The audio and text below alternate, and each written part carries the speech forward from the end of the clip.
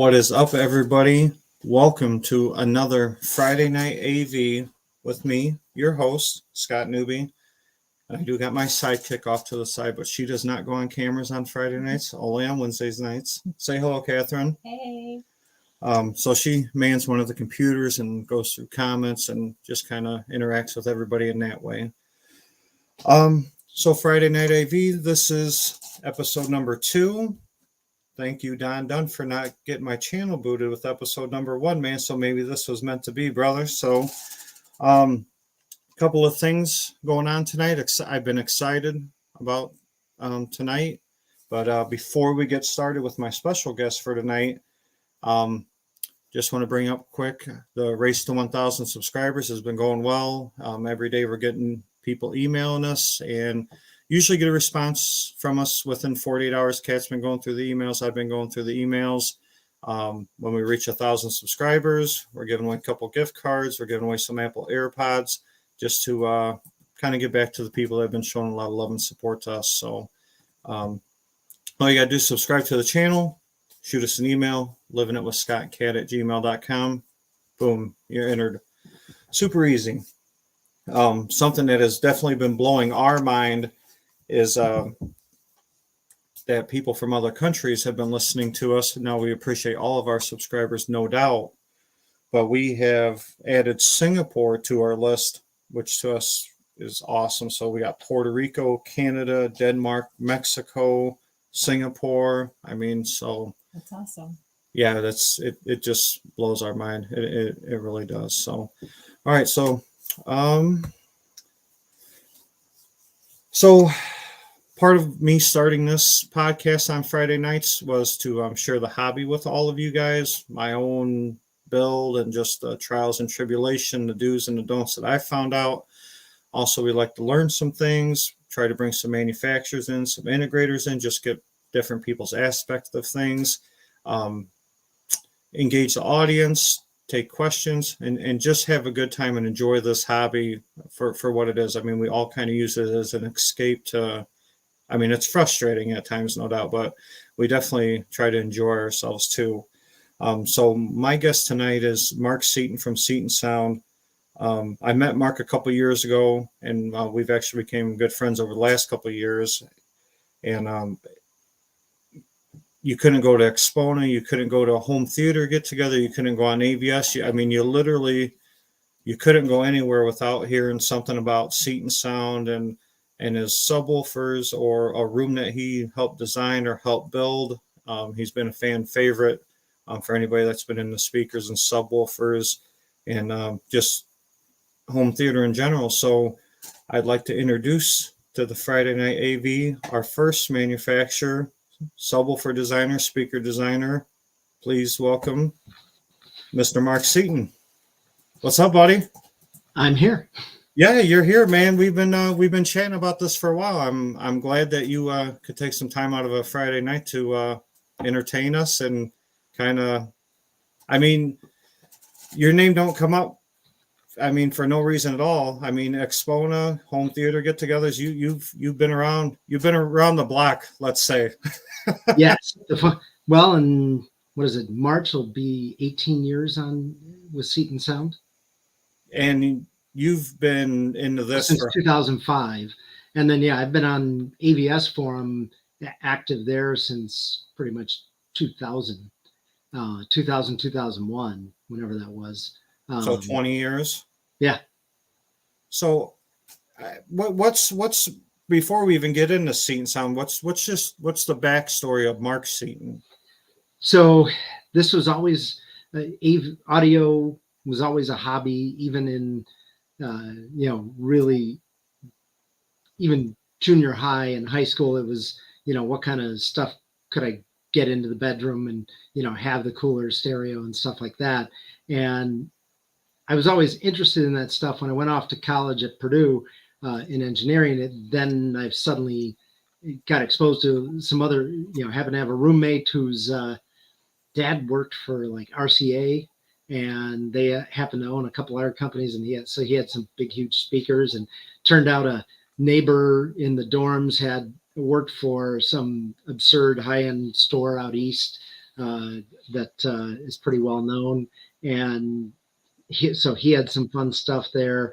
And from that time, and when I'd be at home, kind of finally exploring, the hi-fi shops and other things, started really getting into it. And then, as you get into like sophomore year in electrical engineering, one of the first things you can kind of figure out easily, and when you're doing electronics, and that is build a speaker and speaker crossover, stuff like that. And ended up stumbling into a group of guys that were very into that. We ended up with a really interesting core group of guys that started a Purdue Audio Society. And the friend who started that, well, I only met him after he started it. He was working for Harman Motive, which is Harman's big automotive group that does all the OEM auto systems. And there was a couple guys interning there in the summers, and they started up this Purdue Audio Society. I ended up getting into it. In all, we had probably 20 or 30, enthusiasts who were and a lot of us were into actually building stuff, not just playing with it. And so we got to kind of explore both ends and go and checking out stores that had cool toys, and even visiting some manufacturers. And the interesting thing is, from that little group in the middle of Indiana, there's many guys out in the industry. The one who founded the group before I was later president of it was actually, let's see, while I was there, Bose Corporation called up the university for him to take down his page because he had a whole page explaining why the Bose Acoustimats were crap. And imagine my surprise 15, 20 years later when I look in a trade magazine and I see that he's now a engineer at Bose. Wow, that's funny how life works, huh? So yeah, there's a handful of guys that I got to know from then. At that time, there was actually a guy somewhere out of Texas or somewhere that started a listserv, so literally feeding emails out to your email, like a discussion group of a forum, but through email. It was insanely tedious, and you'd waste way too many hours going through it. And that's where kind of met some of the guys like Tom Danley and some of these others, and some other names that most people know, like Dan Wiggins and John Janowitz from Acoustic Elegance, and guys I've been doing this with for 20, 25 years now. And then from there, they actually started doing a couple of gatherings, and somebody had Tom Danley had the first barbecue of these random strangers from the internet all meeting up. And the similar thing kind of started catching on from groups, listservs, and then into the forums. And AVS forum was kind of the most active, and you started getting a lot of crop up of these meets. And at the time, a lot of the meets were happening in the Midwest area, whether it was everywhere from Iowa to Michigan. Michigan had a huge number of guys that started just inviting people over, and it was pretty cool. It wasn't a gear competition. It wasn't a comparison. It was, hey, come see what I put together and let's enjoy it. And more than a few of those had many wives at the events and stuff, kind of just seeing what somebody else did in their home, and those types of things. Through all that time, I was working at an engineering firm in Chicago all through school and a little after. And then after 9/11, they cut about 30% of the company, including the section I worked for. And right then I had already been talking with Tom Danley and the company he worked for then about, taking their pro stuff into like the home theater market. As I was working, and up to that point, I was working moonlighting at a high-end AV store up in the northwest suburbs that sold, all the exotic stuff, Wilson, Genesis, Martin Logan, things like that, Aerial Acoustics. So it was kind of cool. I got to meet a bunch of people on the industry that side, set up a pair of Martin Logan Statement E2s, which, were these big, it was the second version of the speaker that Fabio was on the cover of the magazine having, and some crazy, and I got to set it up. I got flown down to, Miami, at the very south end of Ocean Drive, 16 floors up, setting it up during a Category 1 hurricane. Oh, nice. So Well, you won't forget that. no. And I ironically bumped into that customer a year or two ago randomly on one of the forums, and he's now off in like Germany or somewhere, across the globe. But he was talking about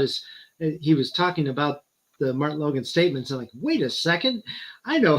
And it was exactly him. So it's still a small community. All the there's so many people involved, but you always get that 80-20 rule of the people who jump up and talk the most and are doing, end up at all the meets. You see, it's kind of like from our groups that we've been to, which guys do you see popping up, out west or out east when there's a meet or an event or things like that. So it's been that way.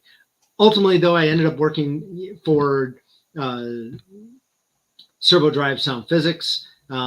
Ironically, right before I had lost my job, I had just connected up Jeff Permanian with the same company, and he started working there doing assembly and production. And so then I joined him there. We had previously worked at the said hi-fi shop together. So again, 25, 30 years ago that since then. And if those who weren't paying attention, that's Jeff Permanian and JTR Speakers, where we both worked at for 3 to 5 years, whatever that was. It seemed like an eternity. But worked, the coolest part was working with Tom Danley, the mad scientist inventor that he is. And then us kind of, I was kind of working a lot on the application and use side in the field and setup and getting how people could use the stuff. Jeff was working on the production and making sure the creations Tom made wouldn't break, and we could actually build them, that type of stuff. And then the guy running it was kind of, as someone described, financially suicidal. So over time, we basically, Tom left at one point, then I left thinking that, I want to do something in the home theater market, and I can't do worse than this guy's doing. So, eventually, that's a good sales pitch. Exactly. Jeff ended up doing the same thing. Jeff started doing stuff in kind of the mobile DJ and sound reinforcement market first. And then over time, our paths, it kind of converged. And ironically, looking back, I wasn't as adept on the production side, and Jeff at that time wasn't as involved in the modeling and and design and or sourcing some stuff. So we basically both helped each other on that, and then each of us took over on our own to do our own thing. And now look, both of you guys, you can't go to a home theater meet that they're not bringing up Seaton Sound or JTR speakers. So I think you guys both did a pretty decent job. In spite of ourselves. Yeah. Yes. So from that time, and when I started doing this and left Servo Drive Sound Physics, I'd been really involved on AVS forum, and that was a growing thing. And the environment was a bit different than it is now, in that while there are still tons of guys building their own theater out, all those types of things, at that time, even if you went to the high-end company, to the high-end installers, they knew more about whole house audio and control and a remote control than they did about doing acoustics and measuring. And most of them didn't know which end of a microphone to plug in. And that's kind of where the whole internet direct thing started. There's the benefit of that you can sell direct and do and cost stuff and things like that. But really it was that the dealers weren't looking for the stuff that I knew was warranted and desirable and needed, yeah. Especially in the big rooms that were getting built for the home. Most of the stuff that started into the home theater world started as the company started doing 2-channel hi-fi in your living room or a small separate room. And when you go and take those into a 20 by 30 theater with 3 rows of seats, soft stuff on the walls and a micro perf screen, that speaker doesn't have a chance. And, no matter how good it sounds. And they were never worried. They were worried about if they were doing a good job, they were very good across a row. But they didn't really have to worry about multiple rows and what as long as you were sitting at the right spot vertically on a speaker, that's fine. If it sounds like crap 2 feet up, they weren't as worried about that. So, it was kind of that evolving bit of the different stuff there. At that time, the only stuff available for the really big home theaters were guys going to actual cinema products, which often weren't refined for that or for the distances and the setup you're doing. And things like studio monitors. At that time, the top theaters were all using like the big Genelec, the like dual 12-inch Genelec speakers that, over time, back then they might have been, $12,000 or something like that, still very expensive. But, you look now and those are what, 30, 25, 35. Yeah, I was gonna say like 30 grand or something, I think. Yeah. Right. So, or whatever they currently are. I haven't kept track. Everything costs double what it did, BC. So, at that time, there wasn't much being built to fill the big rooms. It was clear that we needed, that was when some of the early stuff from Floyd Toole was coming out. Todd Welty had done his study on all the subwoofers.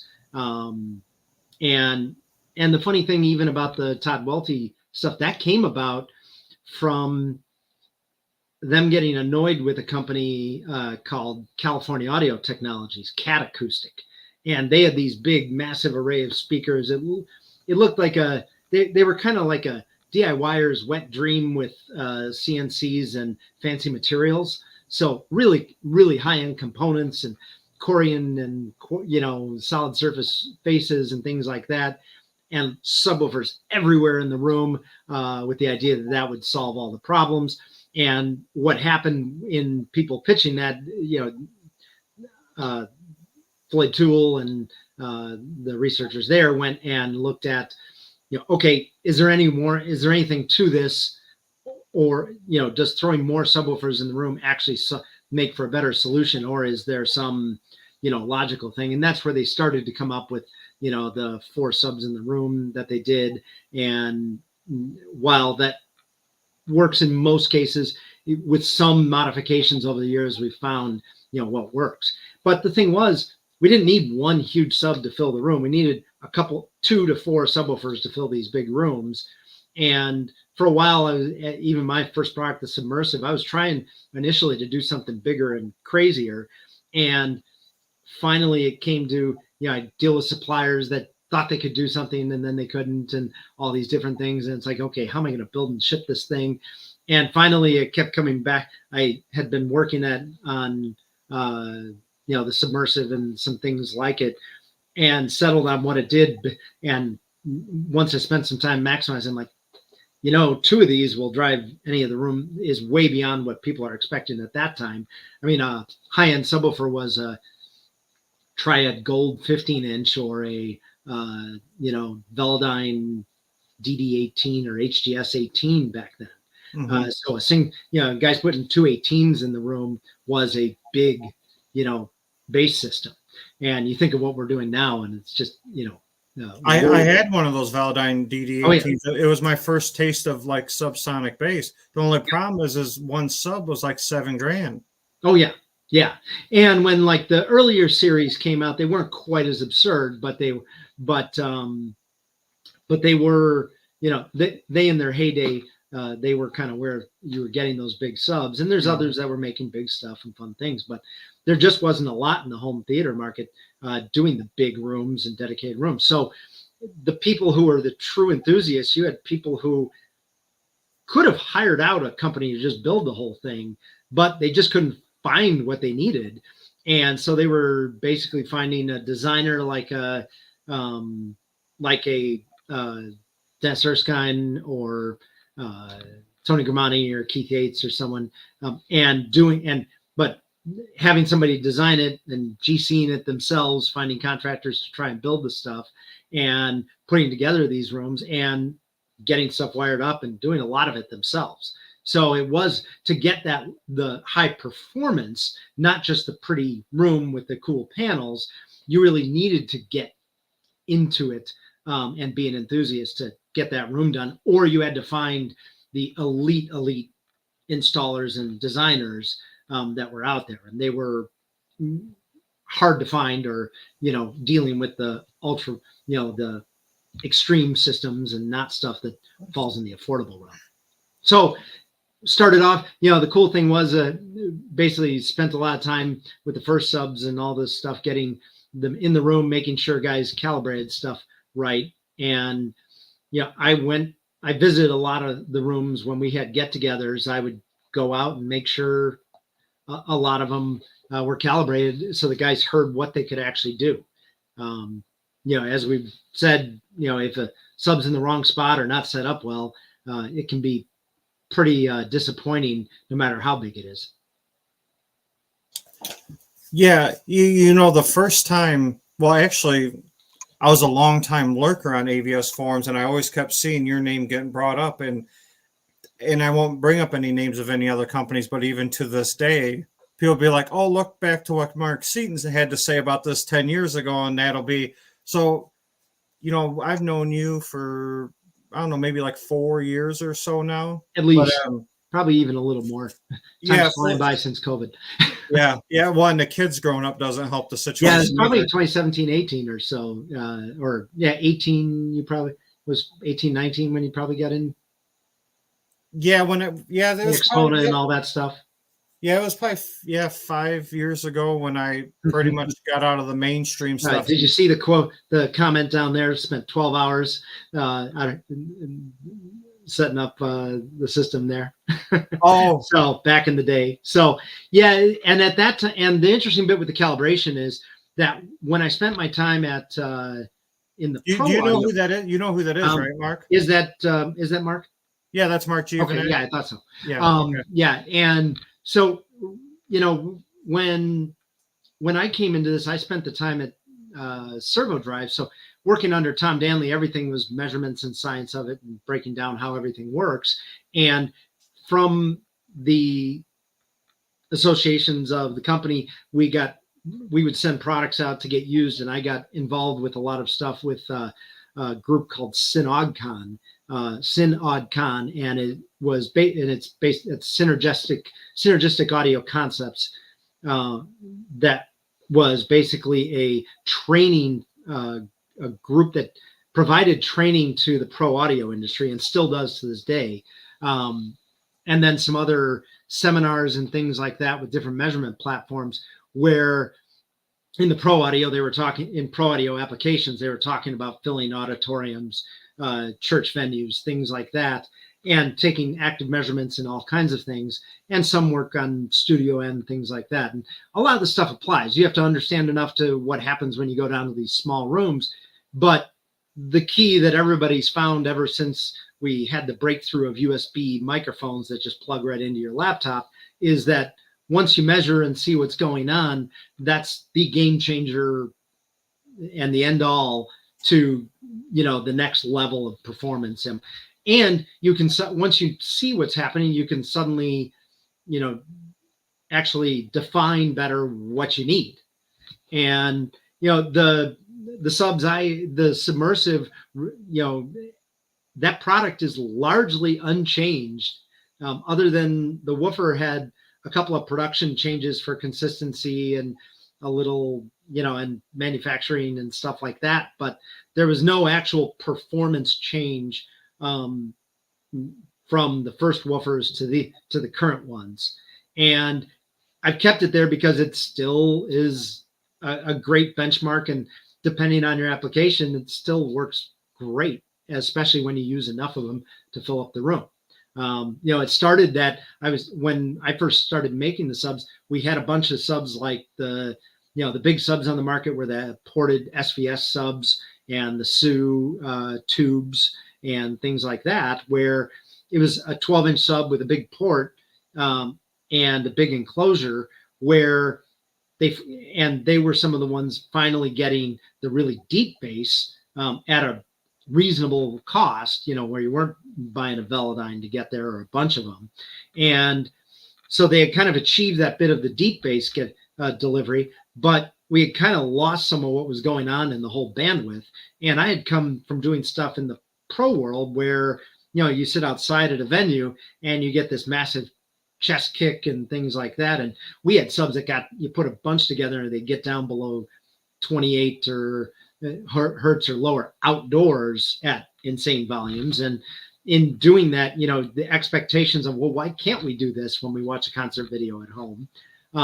That's kind of where the submersive kind of was one of the earlier ones that really put that extra capability that we had in the upper bass octave, that 40 to 80, 40 to 120 range that was needed to really deliver the kick and everything else. And not to mention, once you start using EQ in the systems, now you've seen the curves that you're fighting when you drop it in the room. And the thing that happens is you're going to apply 10 dB of cut and boost at different places. Well, where's that coming from? That if you have extra headroom or not using as much amp power there, that ends up giving you a big advantage when you have the extra headroom versus, pushing a ton of power up at 50 hertz. Now because the thing people forget about is, while we always see measurements of what a sub does at one frequency, when it's actually in use, it's delivering multiple frequencies. And if you take, an amp producing one frequency, it can put out full power at that one frequency. If you suddenly mix together 4 separate tones, each one and at the same level, no matter what frequency, you're getting a quarter of that power into each one.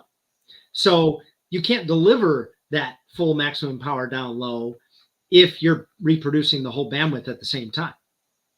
No, I've experienced the submersive in multiple theaters. My most recent would be Edgar Ward's. Right.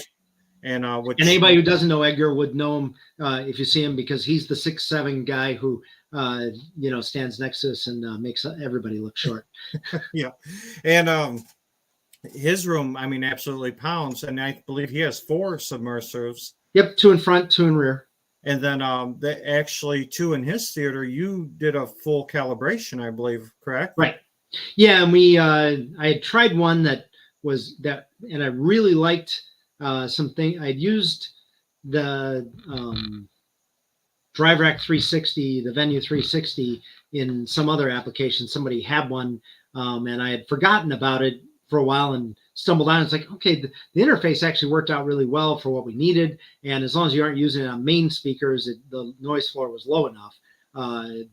And XLR in and out, and the fan only kicked on if the thing got really hot, because a lot of those Pro processors have noisy fans in them. And it has the 6 outputs and a bunch of settings, things like that. And it actually has like an app interface where you can quick tap and change, select between a whole bunch of different presets. And so it works great, allowing us to set a couple presets. I think you got to hear, I put a couple in there for listening with the family, and then when he's got the boys over, and one was called Angry.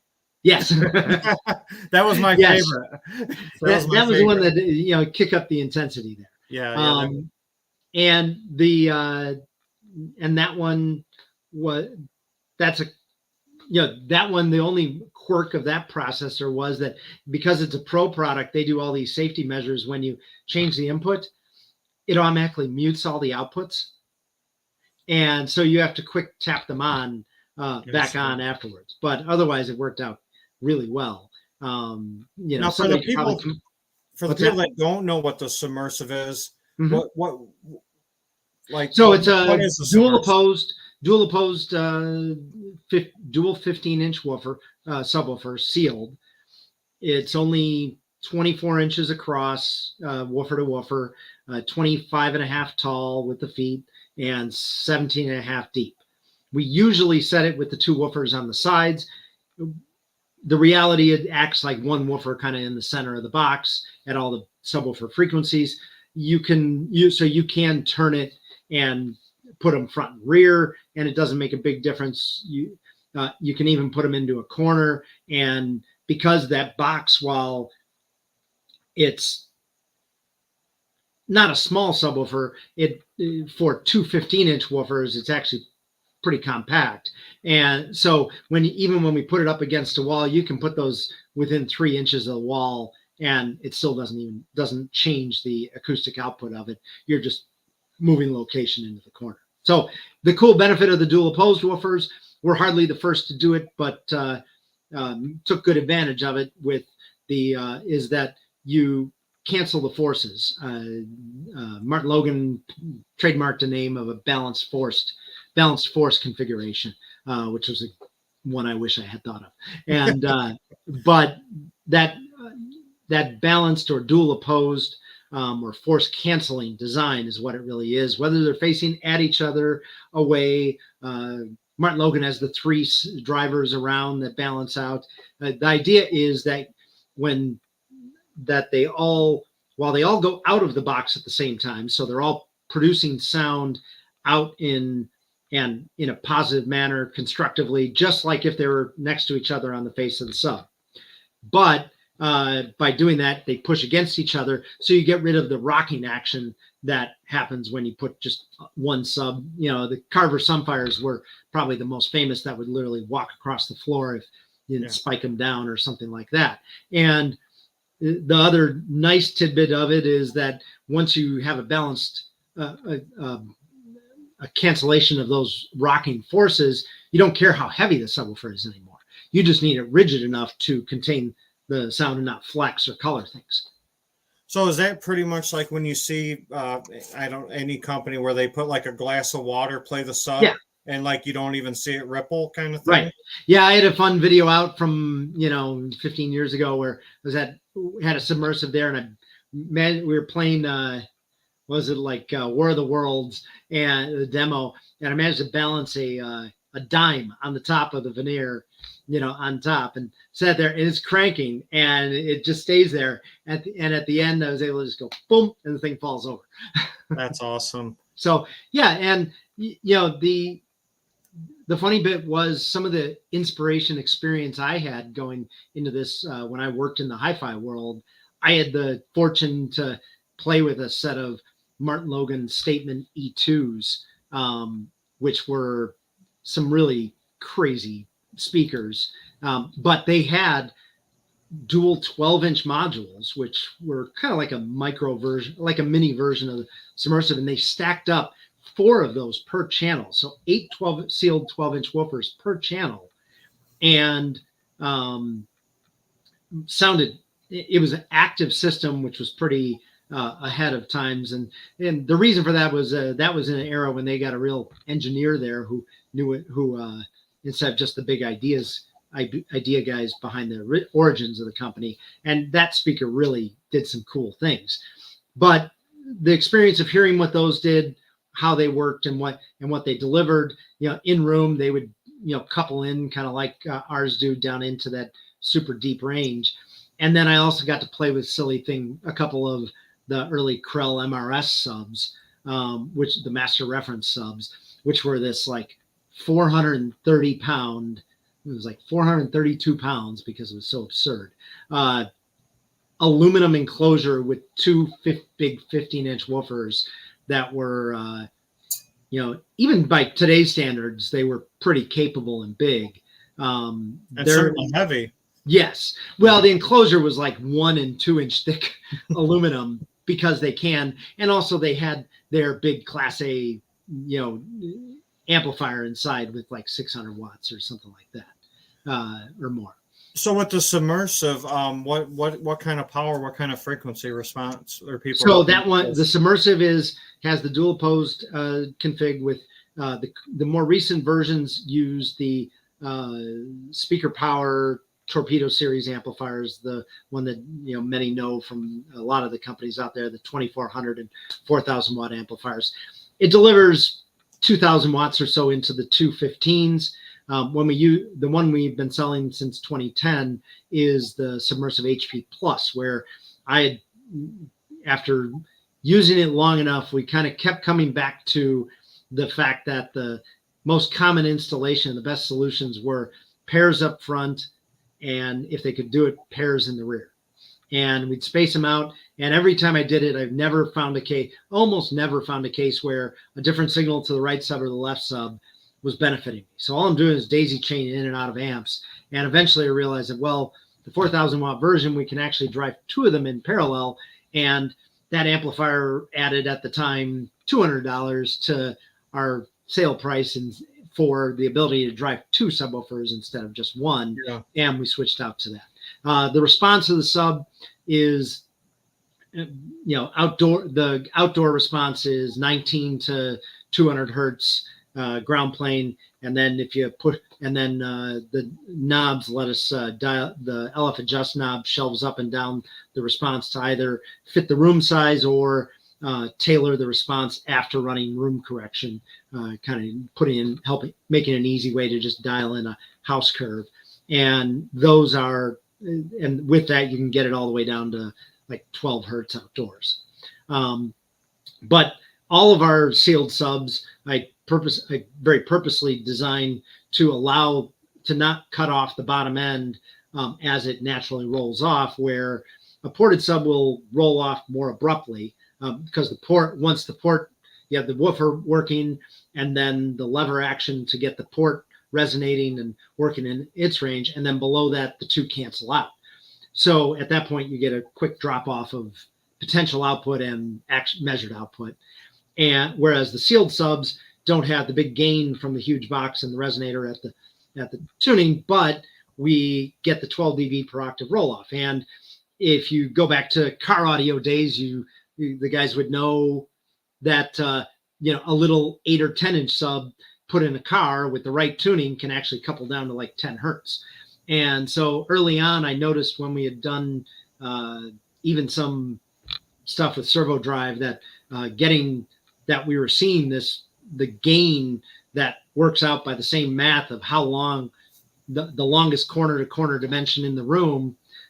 If you figure out about the half wavelength that is equates to, you from below that point, depending on how tight the walls and the structure is, you get up to a 12 dB per octave gain.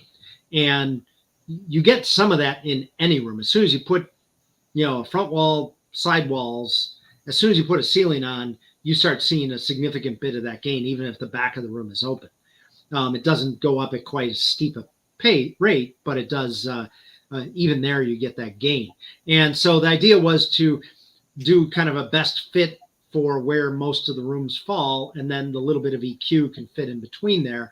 So that 19 hertz response, it did kind of fall in the median of where most of the theaters we were seeing were, where if you figure that long dimension, my brain's a little slow tonight on a Friday, but, by what, 19? Yeah, so a 30-foot, so that's a 30-foot diagonal in your room, and that's about that corner where you start seeing the most amount of gain down in the room. See, I noticed a lot, because I have ported in the theater and sealed in our living room upstairs. And of course, when I room both and take measurements, downstairs is, with them being ported at 10 hertz, right around 8 or 7, it drops off like a cliff. There's nothing available underneath that. And then when I test the sealed subs, obviously I don't have the output, but it pretty much just goes on forever. And I'll point out an interesting thing that goes into what you're talking about there is that there's some guys get confused that the ported subs don't see room gain, and they absolutely do. And the difference is just how far into that room gain curve they go. And so as you go lower and lower in frequency, you see more gain as you go lower. So if the sub cuts off before you get into that range, you're not going to get much advantage of that range below, say, 16 hertz if it's cutting off at 18 or 20. But I actually ironically, I did a product that came out actually right before that very first Captivator subs did, called the Terraform, and the Terraform XL, and it is a kind of absurd size dual 18-inch cabinet that was ported down to 11 hertz. And the idea with that was I actually kind of matched a shallower, down to that tuning, we matched a shallower tilt that was rolled off a little slower than a sealed sub to fill the biggest rooms. And that's kind of, so I had played with those super low tuned subs long time ago. In fact, some of the origins of the Captivator came from some guys not wanting to pay the money I was asking. And Jeff was doing some, had stuff that was, and was willing to do stuff with his, especially with his speakers that were passive, where mine were expensive and active, that did that. And so through that, the difference was I got tired of, I carried around a few 300-pound subwoofers, and as I kept measuring different rooms, I came to the realization that it wasn't an efficient means to get the best response in the room, or at least not the way I was looking to. And that's why I just filled my room with them. Yes. Yeah. Yes. And a lot of the ones you have are actually the shallower version, which were things that, later played with and did things like that. And that makes a big difference. In fact, I think you have a picture of the Terraform, a couple of pictures of the Terraform there. Where's my example? Yeah. If you go into, I think the one is in the, I shared that folder with you with some fun pictures there. Where's so I can see the same thing you are. There. Under the design series, there's the prototype cabinets, but where's, oh, come on. Oh, yeah, here you are, Mark. Yep. I got it up. Yeah, so and then so what exactly are we looking at here? So now so if you besides the young man in the picture. Yes, that was much younger. The day, if you glance the date on those photos, it shows how long I've been doing some of this. Yeah, because that one is, yes, ancient. So that's a dual 18-inch that was 54 inches tall, and the slot port, the width of the cabinet, I think the box was about 28 inches deep or so. And, and the port goes back, actually up, I think the thing goes back and all the way almost above it exits almost above the opening for the top 18. Okay. So if you go back out to the main folder of that, you'll see the finished one. One of the two photos there, if you go all the way back out, up out of the folder, I mean. Oh, okay. And one more to the main Scott Newby folder. Oh, sorry. Yeah. There you go. There's two photos. The second one is the somewhere in there is two photos if you scroll down. What would it have been? Oh, right yeah. there. Okay. One of those. Next one. Oh. That's a pair of my F2s stacked up. And here, go to the next one. That's that sub in finished form. And now these were tuned to 11 hertz, and what kind of power are we talking here? That had what I had, the 4,000 watt amp driving two of those. Okay. So similar 2,000 watts or so into that.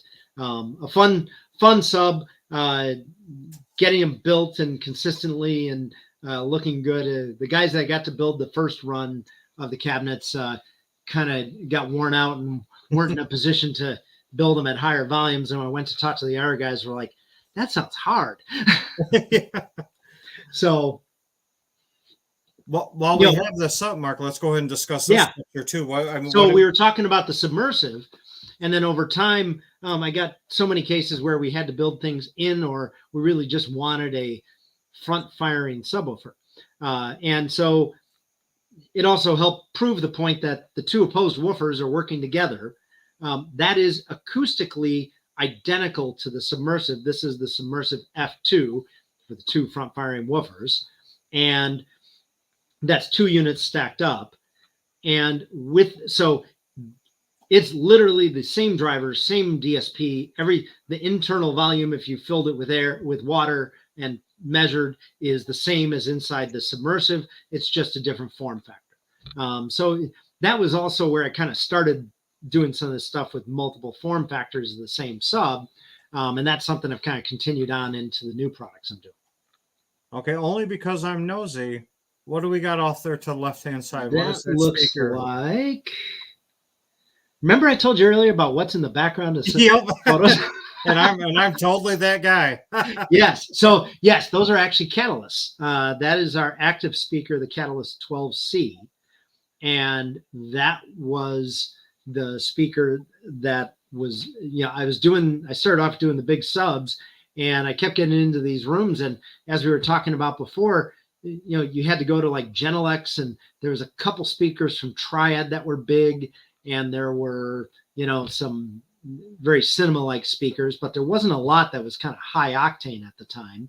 And some of the stuff that I learned in the pro market and what we were trying to deliver and some of the things you had to do to not break things, made us realize, how important like the mid-bass region was, where if you don't have that range from, and backing up, I should say, and this is one I know we've talked once or twice about Stephen Smith, and I got to go at him one time. He did one video that he was off on that was about where the punch region comes from. I know why he got the answer he did, but it wasn't the correct answer. And they were seeing the most energy when you get these big, kick drums and big chest impact and things like that.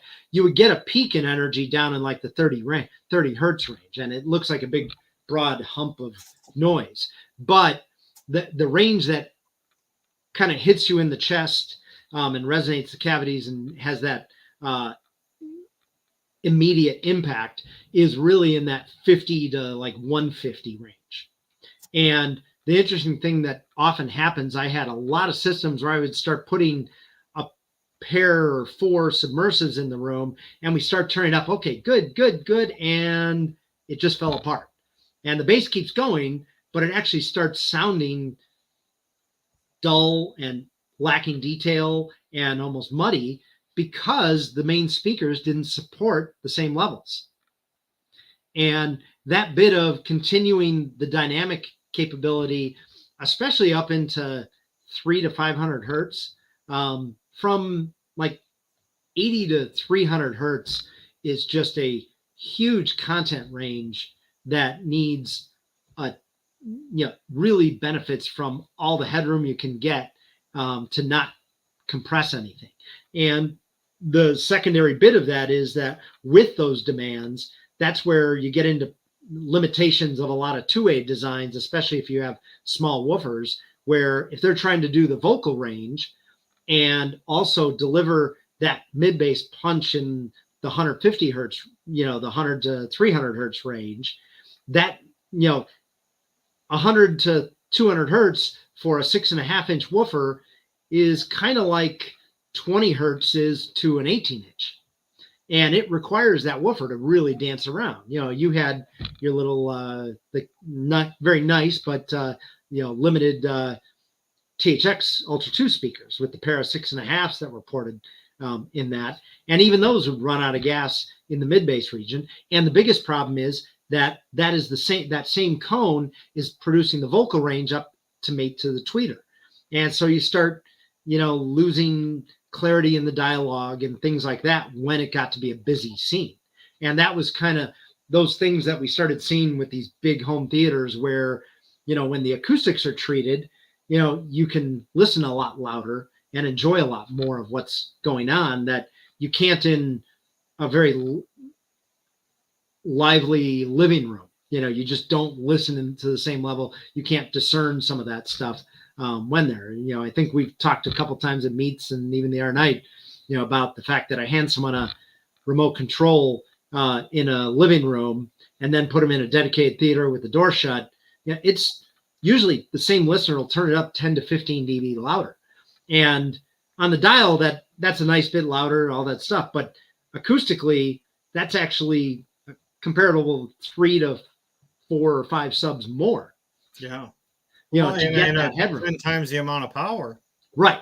So whether, copying the same sub and the power, you need 4 of them to get 12 dB more in the ideal. The Coach THX Ultras I had them for 10 years. I loved them. They sound great. The only problem was, well, honestly, if I had too much to drink, I would blow. I blew speakers in them. I replaced a few drivers over the years, And as long as you didn't want to listen to at reference, they were fine. So circling back to what you asked about the speakers there, because I diverted, the Catalyst 12C was the speaker that that you saw there, using the 8-inch coaxial with a compression driver tweeter, and the large 8-inch mid-range gave us lots of headroom and efficiency, covering the whole vocal range. That covers everything above 300 hertz. Well, And those are all self-power too, correct? yes, full active 3-way.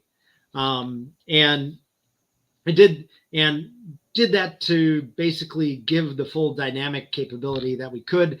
And the problem back then, now we can actually buy more readily, 500 watt, even 1,000 watt plus amplifiers to drive our speakers. Back then, you didn't see as many speakers with more than, say, you saw a lot of amplifiers with 150 to 300 watts. A 300 watt per channel amplifier was a pretty big power amp, and to get beyond that, you were spending some big bucks to get there. And the early Class D stuff wasn't either as accepted yet or wasn't as refined yet at that time. So, it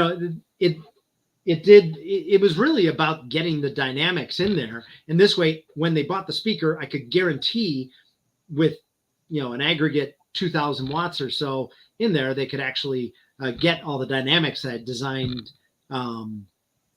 into the speakers.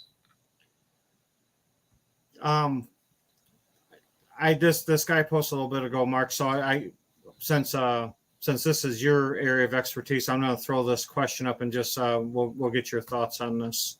JR put, pardon my ignorance, but is it okay to hide a subwoofer inside of a cabinet? Yeah, and that actually gets to some of what we even saw with the Submersive F2, where the two woofers were on the front. We had a lot of guys starting to build stuff behind walls. And while we can even build in a submersive, I've done that multiple times, where you basically build a cabinet around it, and you can do 5 to 6 inches in front of each subwoofer. So you basically have a rectangle that the subs fire out of. And it's not universal for that size. You have to kind of know a little bit about the sub and or test. And there's rule of thumbs you can follow, but you can conceal them in that way. When you put the subwoofer but it is much easier with a front firing sub like the F2 to just sink a cavity in that matches the size of the sub and then have everything out. The most important thing when you're putting a sub into a cabinet is to make sure all the sound is coming out. So there shouldn't be openings into other parts of the cabinet, or if you have a baffle wall leaking in behind the baffle wall. You want all the sound coming out, and most of the time you want the front face flush roughly with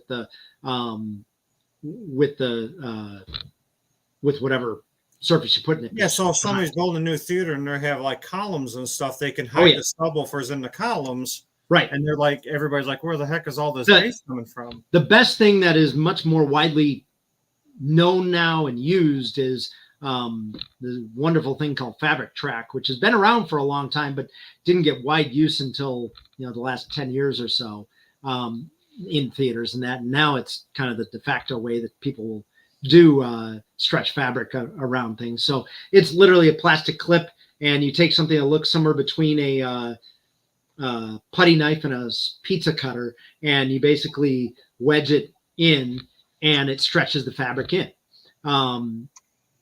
And if you want to, stemming it from the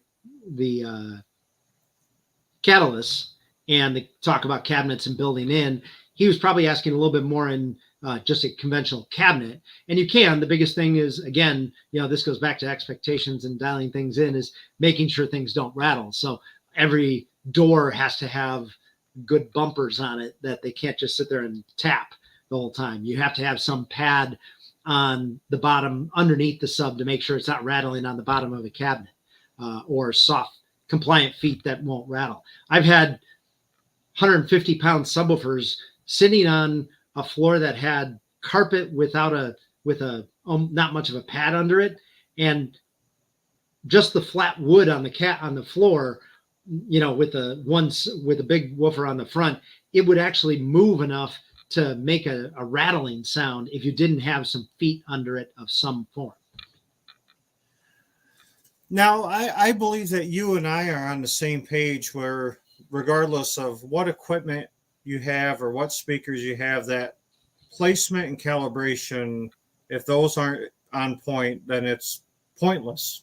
Right. I mean, and I kind of came, and that's also kind of where I kind of came at some of this of, if I'm going to deliver a subwoofer, I want the guys to hear what it can do.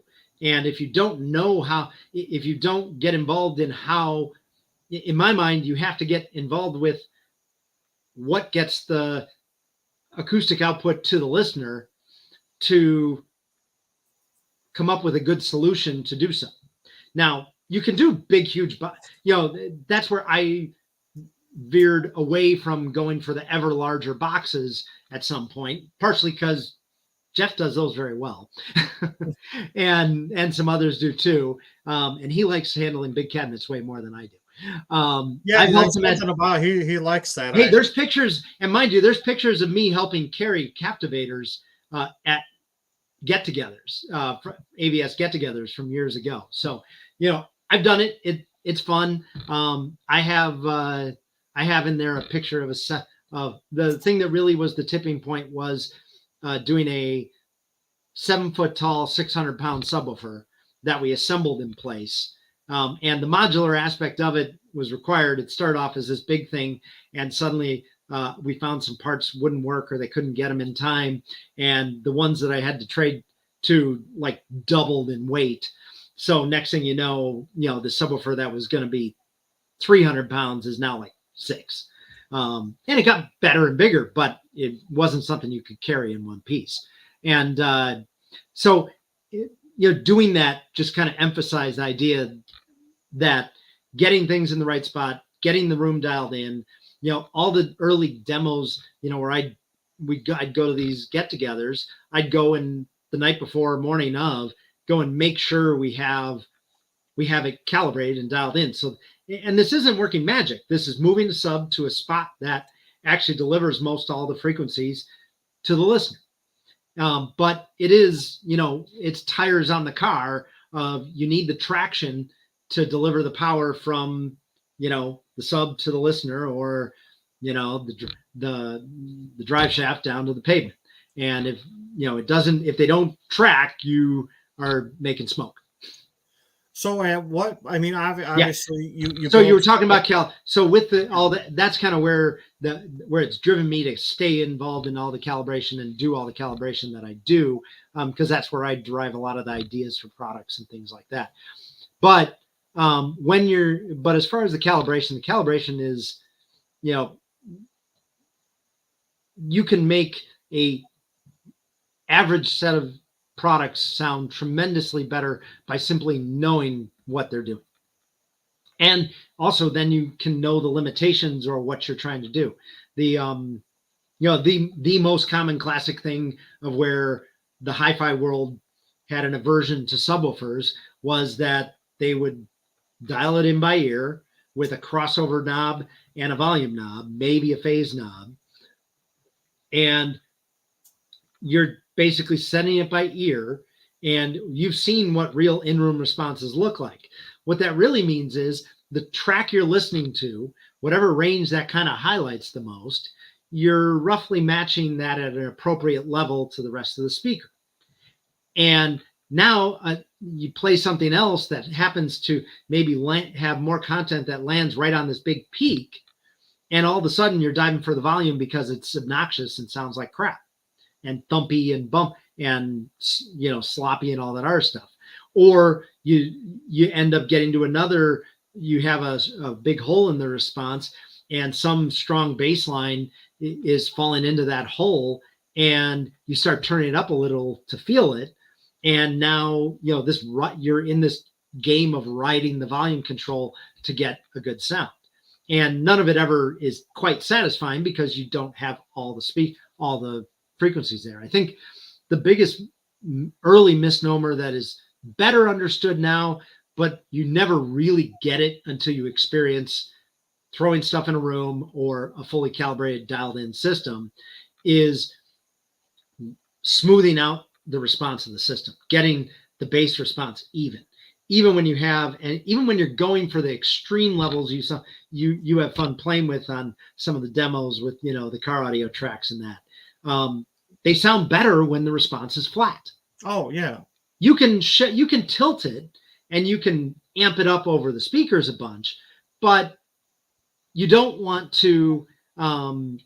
There's a reason why I demo those for 10 seconds here or there, and I don't listen that way all the time. Right, but even there, the smooth response is more pleasing, and it doesn't take away from the loudness. People are worried that, well, I hear that loud peak and now it's going to get quiet. Well, actually, if you have enough, the only concern is that maybe your subwoofer wasn't as capable as you thought, because you were hearing everything on that one peak, and it was pretty one notish and a little bit of supporting elsewhere. So when you pull that down, the rest might not have been as impressive. Excuse me. But the biggest thing that happens is when you pull all those frequencies into balance, you actually get a lot more detail, and you get more sound and more detail, more going on, because you have all those multiple frequencies combining together. And just like we talked about before, dividing up frequencies, it splits up the power between it.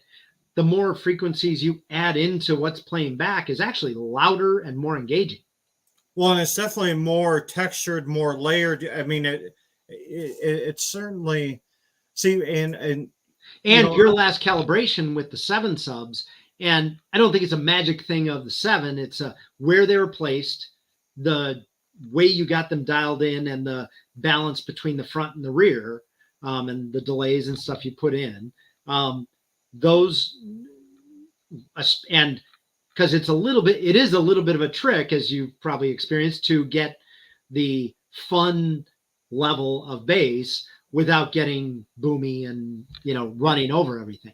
The biggest compliment I get, I mean, people go, "Oh, that was loud," which, I mean, obviously you're coming to listen to 1418s, it's going to be loud, but the compliment that actually means something to me is, wow, that sounds good. Like, I never thought that you can make 1418s sound like they belonged in this room. And that's all in the calibration. Right. And I mean, that's one of the biggest things, is that if you dig into how woofers work and drive units and all these things, they generally perform their best at about 1/4 of their maximum. And that's a little disheartening, but then you got to look at how we use it and what the things we actually listen to behave like. There's what's called crest factor, or the difference between the average level and the peak level you need over whatever range, whether it's the full bandwidth or a narrow bandwidth. Really high frequencies above 5 or 7K, on a lot of stuff, it's anywhere from 15 to 30 dB difference between the peaks and the average level. There's just not that much average continuous level.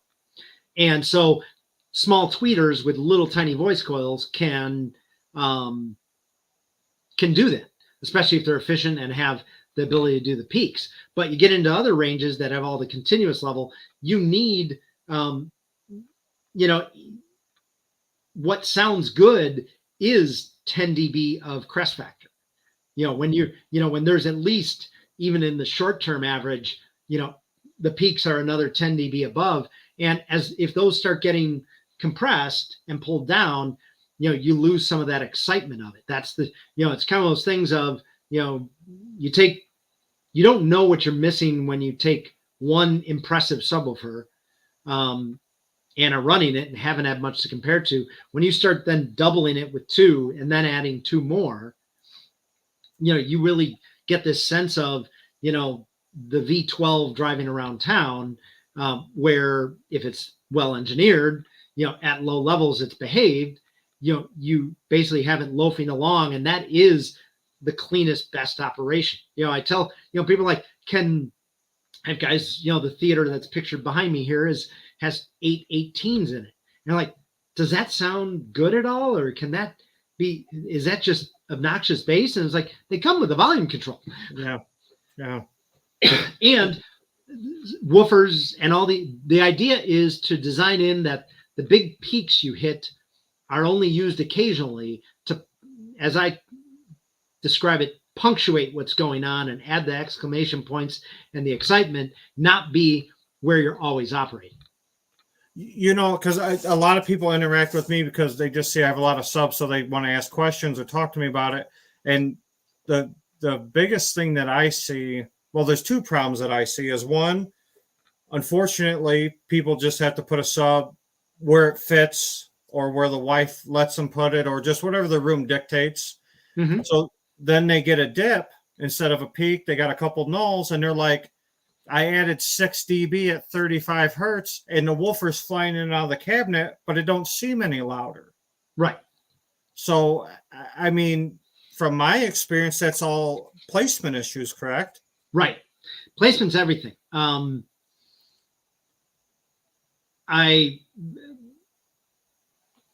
I've told a lot of guys online and elsewhere the story. There's a fairly well-known theater on and user and enthusiast on AVS forum that goes by The Bland. On Facebook, you've seen him as Jeff Martirosian. He was, I think I had shared, he had like they profiled his current theater, which is he had moved out of his old home that had the first theater he built. And his new theater was profiled like a month ago on AVS forum as the home theater of the month.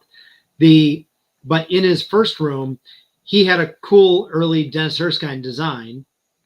In fact, Jeff and I, while we were both working at Servo Drive, drove all the way out to Detroit, Michigan north suburbs, and installed 2 big horn subwoofers behind the screen wall of his in his room, and blew the doors off the place. And that kind of was what kind of perked us. That was a lot of what kind of stoked us to kind of start digging into this. We need to do big stuff for the theaters, not just these average little 12s or 15s.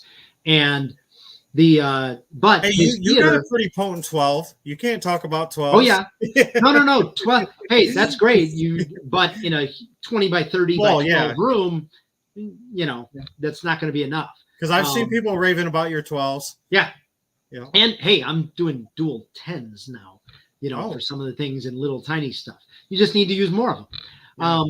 But look at that room. We put these huge subs behind the screen. 10 years later, we were upgrading them, and I'm looking at doing a couple of things in the room, and his back right corner of the room had a big open area on the rear landing, and it was like 7 feet tall. And I'm like, I can put something huge there, kind of like, actually I was going to do effectively a double stack of those terraforms there. And as it got closer to doing it, I'm like, these things are huge. And I'm like, I don't quite trust it. So I had a calibration and a setup to do about 2/3 of the way out there into Michigan. So I brought a subwoofer with me and brought a submersive with me and brought the measurement gear, set the sub right in front of the screen in the front, and proceeded to move it about 4 to 6 feet at a time towards the rear, taking measurements. And as the sub got to the rear wall in that corner, the response in the like 13 to 18 or 20 hertz range had this big suck out that was down about 13 to 15 dB. Which so is that massive. Means that's massive. That's 4 subwoofers difference. Yeah. So the one submersive I would need to put at least in that range. And the thing was, we were adding subs in the room to augment that range. So that was the whole purpose of doing these. So we found, the 4 submersives in the back wouldn't put out as much at 15 hertz as one submersive in the front at the seats. And it's hard to conceive that. And that was not a typical case. But it's something that happens. What it was the way that the room was designed. He has a hallway, a walk-in on the left side of the back, and there was an equipment room across at the back wall. Well, the outer shell was soundproofed, or isolated, I should say, with double drywall, rigid construction, isolated. But the equipment room then projected forward, and then the face, that back wall, had a ton of some rigid and some fiberglass, and the racks were pointing through the back. Well, that back wall ended up being so absorptive and lossy, with so much space behind it, that it basically created kind of a trap back black hole. And that actually was created by the long length of the room that was like 30. The hard shell length was like 32 or 34. And when it went forward back, that's where you got the cancellation in that range. And in the end, I ended up putting 4 submersives behind the screen wall. And then from the measurements I took that time, put 2 stacks submersive F2s, kind of like the ones that I was standing next to earlier, in that back right corner, because above 20 hertz, the sub was actually pretty well behaved. And I forget, it's documented on an ABS form and somewhere else, but in some of the ranges, it was 3 to 6 dB stronger than the front wall in the upper octave. And that's kind of where the whole concept of the multiple subs in the room really come in, of finding what I call complementary locations. So if you have subs that all have a suck out at 35 hertz, there's nothing you can do between them really. Sometimes if you happen to have that and the subs are at dramatically different places, you can delay one and maybe fix it. But if each sub measured on its own has a suck out there, there's nothing you can do. And that's kind of one of the things that happens with subs when you put, if you think about what your main speakers do and your subs do, if in most theaters, your speakers are close to the front wall, they aren't, hi-fi, 12 feet out in the room. Yeah. So your speakers are at the front wall, your subs are at the front wall and they're within a foot or two of that. So the most troublesome interaction as soon as you put 2 rows in a room is the length mode. So as soon as you get multiple rows, one of the biggest benefits in a closed shoebox room is to add subs at the rear. And that's where the target of doing, a group of subs at the front, group of subs at the rear, delay the rear. That's kind of 80% solution. That's a solution for 80% of the shoebox shaped theaters out there. Yeah, because see, I'm not an engineer by any means, but I try to correct people, because they'll often say, I got an SVS sub or whatever in this one spot in my room, and I can't fix this dip, and I use the built-in PEQs. I'm going to sell it and buy a PSA or Seaton or JTR or Funk Audio or whatever. And I'm like, dude, that ain't going to matter. That's just a bad location. Yeah, about the only thing that happens in some of those is what we talked about the EQ before, where, you drop, if you have, say, one of their big ported 13s, and you put in a submersive. Down low, they're actually more close, the 16 or whatever, they're more close than different until the port, until below the port. And they may even, and if you tune them higher, they might even have a little more for a narrow range. But if those dips are up above 35 hertz, we've got 6 to 12 dB of headroom over that. Yeah. So if you need to put that back in, the sub has it to give. Okay. And so sometimes changing those out, you can get away with that EQ. But again, this goes back to measuring and knowing what's causing that. If that suck out is at 35 or at 30 hertz, then it's just output of the sub at that range, or that's a bad spot to put the sub. And that's kind of where I ended up doing a lot of the modular subs, in that, I tested when Stereo Integrity first came out with the 24-inch subwoofer that's out there. I tested one of those, and they've made some big improvements over the years to those, for sure. But the first one, the problem is you still only have one voice coil to move that thing. And with the parameters and the capabilities of that at that time, it needed a big box to be able to take advantage of it. And, when I looked at it, I was like, well, for what I want to, the big box I'm willing to put in or whatever, I can get the same from 3 18s and a little more, in some ways more. And more placement flexibility. Yeah. Now, when you stack them up, somebody can fit 4 high, or somebody else can fit 3 high, or now we can space them out, lay them down, tall, you name it. And so that's kind of where the modular aspect of that goes. Yeah. Most guys aren't willing to do a modular approach with Cap 4000 like you are. Actually, for the people that have been to my house, am I right in thinking like how the RTJ is? That's like a modular approach, pretty much, right? Yeah. So you could just stack them up wherever you want. Yep. So yeah, and I mean, lots do that, and there's lots of things of that. The one thing I did was all the plus, and one of the big ones that we're known for and do is you'll see the models that are powered that have the plus, that suffix on them, and that's the powered version with the big 4,000 watt amp. And instead of dumping and there's benefits to doing tons of power in one box when you want to make it small, but to stretch, the locations that you need, the subs and the budget and all, and the output per amplifier type of thing, I chose to use multiple boxes that we could parallel off of one big amp. So we can actually take that single 4,000 watt amp and power up to 4 of the 18s in parallel. And that's is that the F18s? Yes. Okay. So the 18s, and actually I do the same with the submersives. Those are just 2 per cabinet, and so 4 woofers in parallel. Yeah, I'm going to go through the pictures of your designer series here in a moment. I just want to, so from a calibration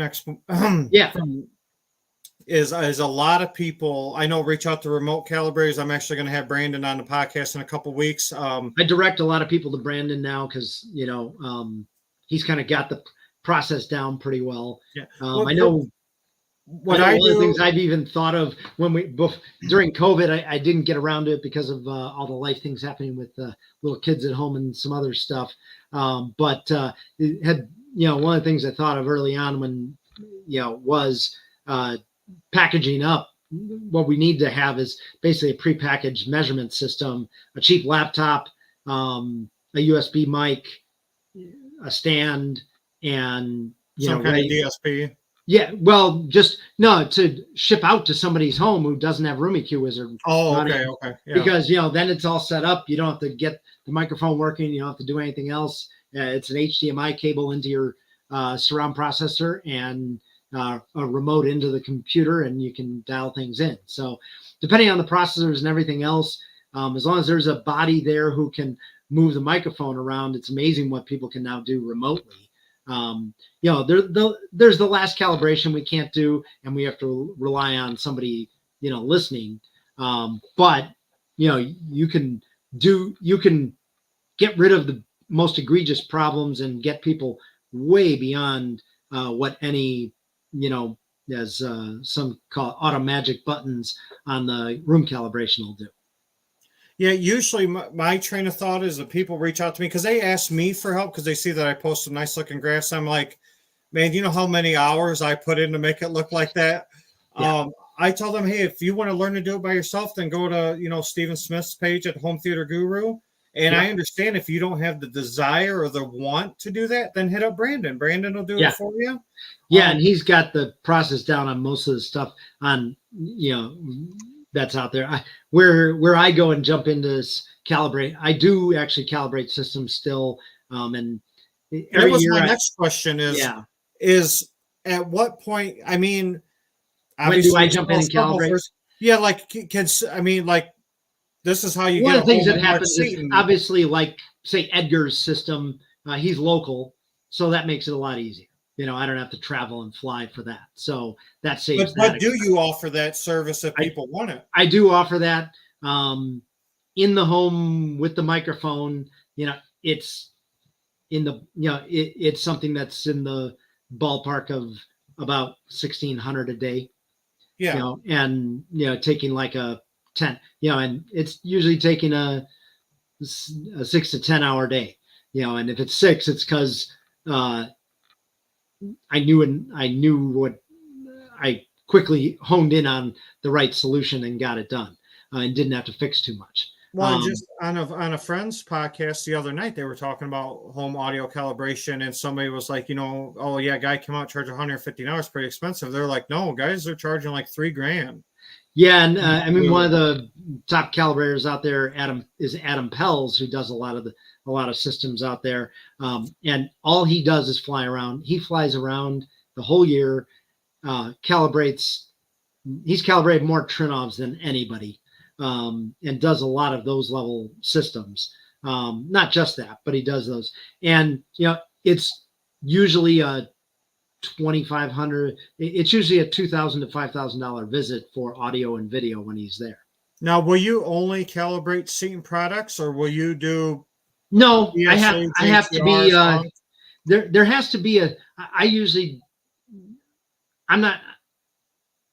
For it to be worth me taking time out of the office and getting to products and other stuff, it's usually has to have enough range of flexibility, so adjustments in EQ and things like that I can actually do something with. If I'm just pushing buttons on a Odyssey calibration, there's benefits, but it has to be something I can do quickly, not something to spend days on. But with the more of my stuff in there, the more likely I am to say, yeah, that's a fit. And ones that are a little tricky, I kind of like to take on, because they're fun challenges, and a lot of guys won't. And I know that a lot of guys won't spend the time to just sort out to get the most out of what they have. Right. It's like, okay, this will work. It's like, yeah, but I know what it can do. Yeah. Or I know what it could do. And so, and sometimes, and those, that just takes a lot of poking around and measuring. A lot of guys know, a lot of the enthusiasts on AVS forum and elsewhere know of like Art Sonnenberg's system.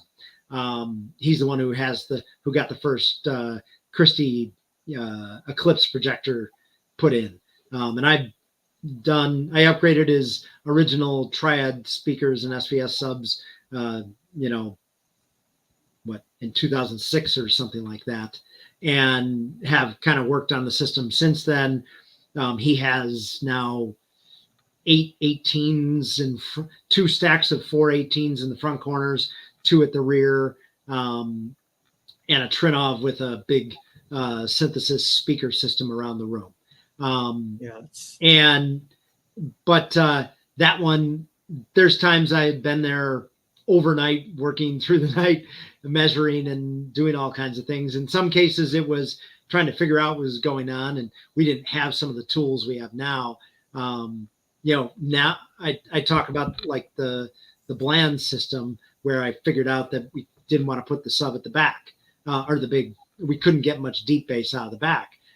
Dialing that system in ended up being a process of taking probably 30, 40 measurements and grouping it, sorting it to hit all 3 rows to work well, with different delays on the rear and some settings.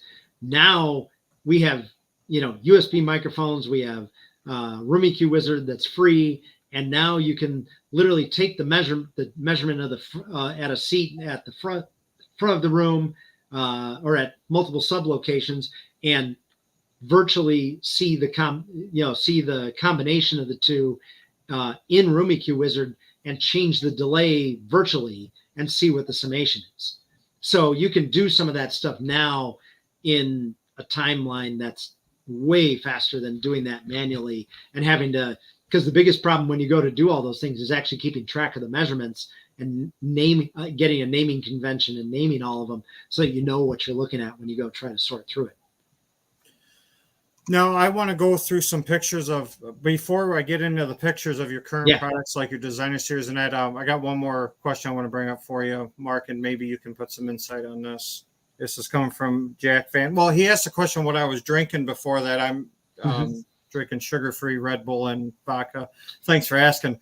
But that's a question for me. The question for you is, why is it important to go far below 20 hertz? The scale and excitement and the realism. Early on when I started this and back in like 2005 to 7,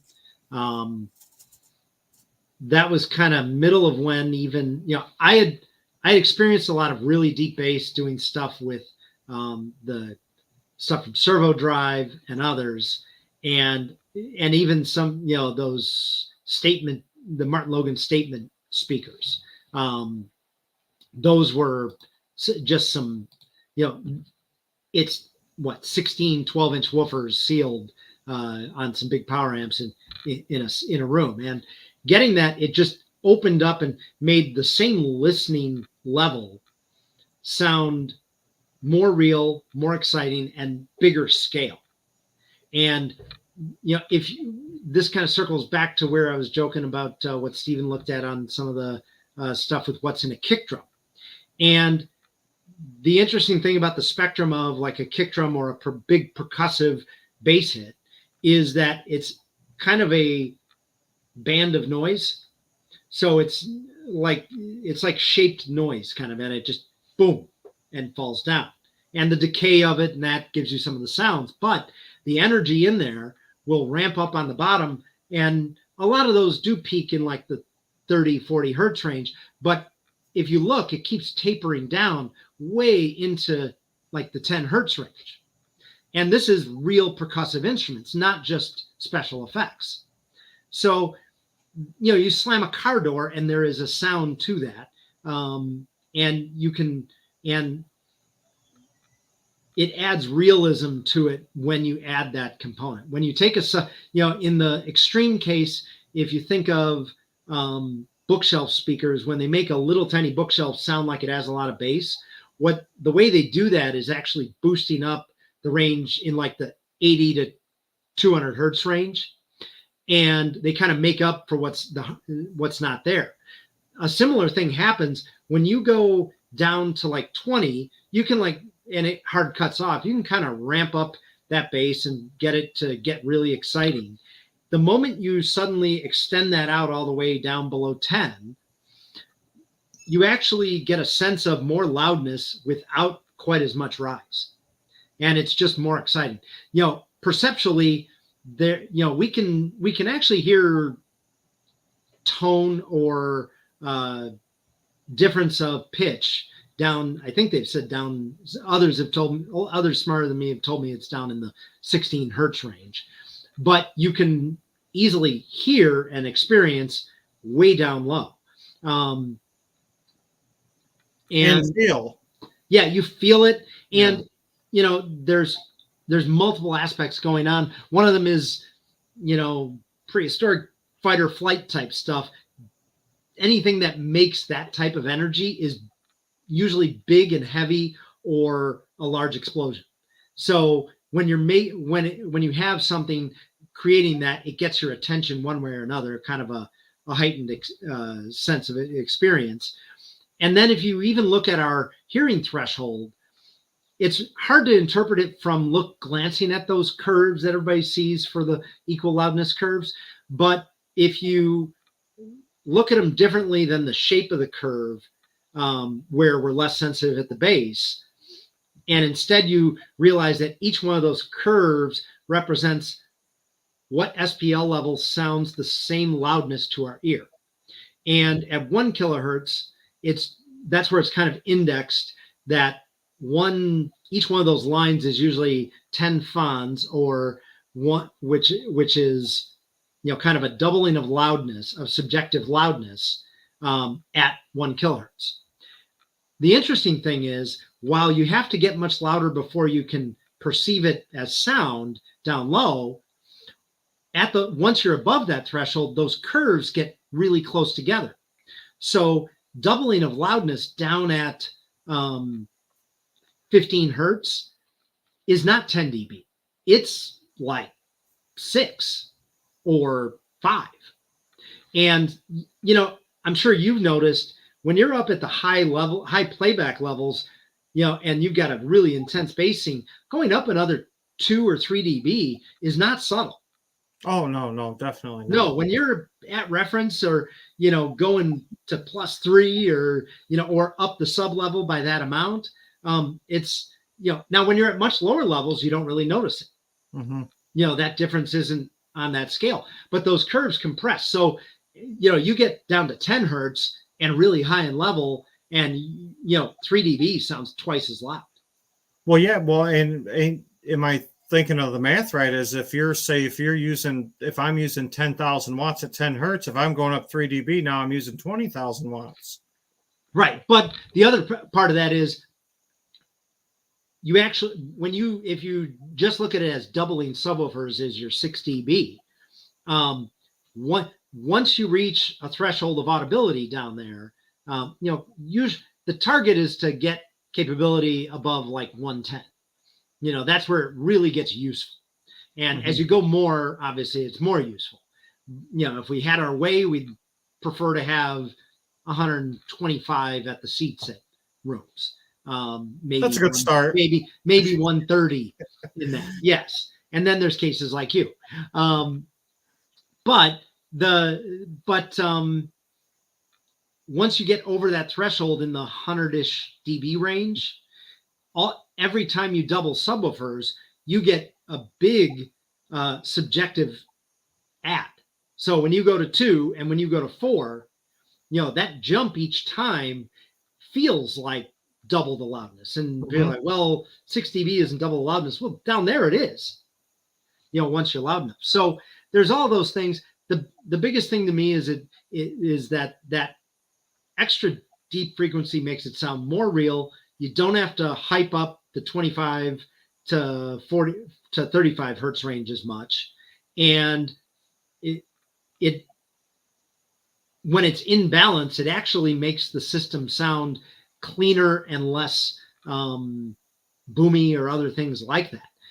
The further down you push that corner, my theory on that, not a hard proof of it, but in experience of listening and playing with different subs and where they roll off, you very much hear where the sub rolls off, because that's where it has the most differing characteristics. And that's kind of where all of those things come into play, that as you push that out lower and lower, and that was the idea of doing ported subs down, below 14 hertz or so, when you get down into that range, now it's largely out of the tonal region, above 16 or so. And as long as you don't have a big spike and mess in there, it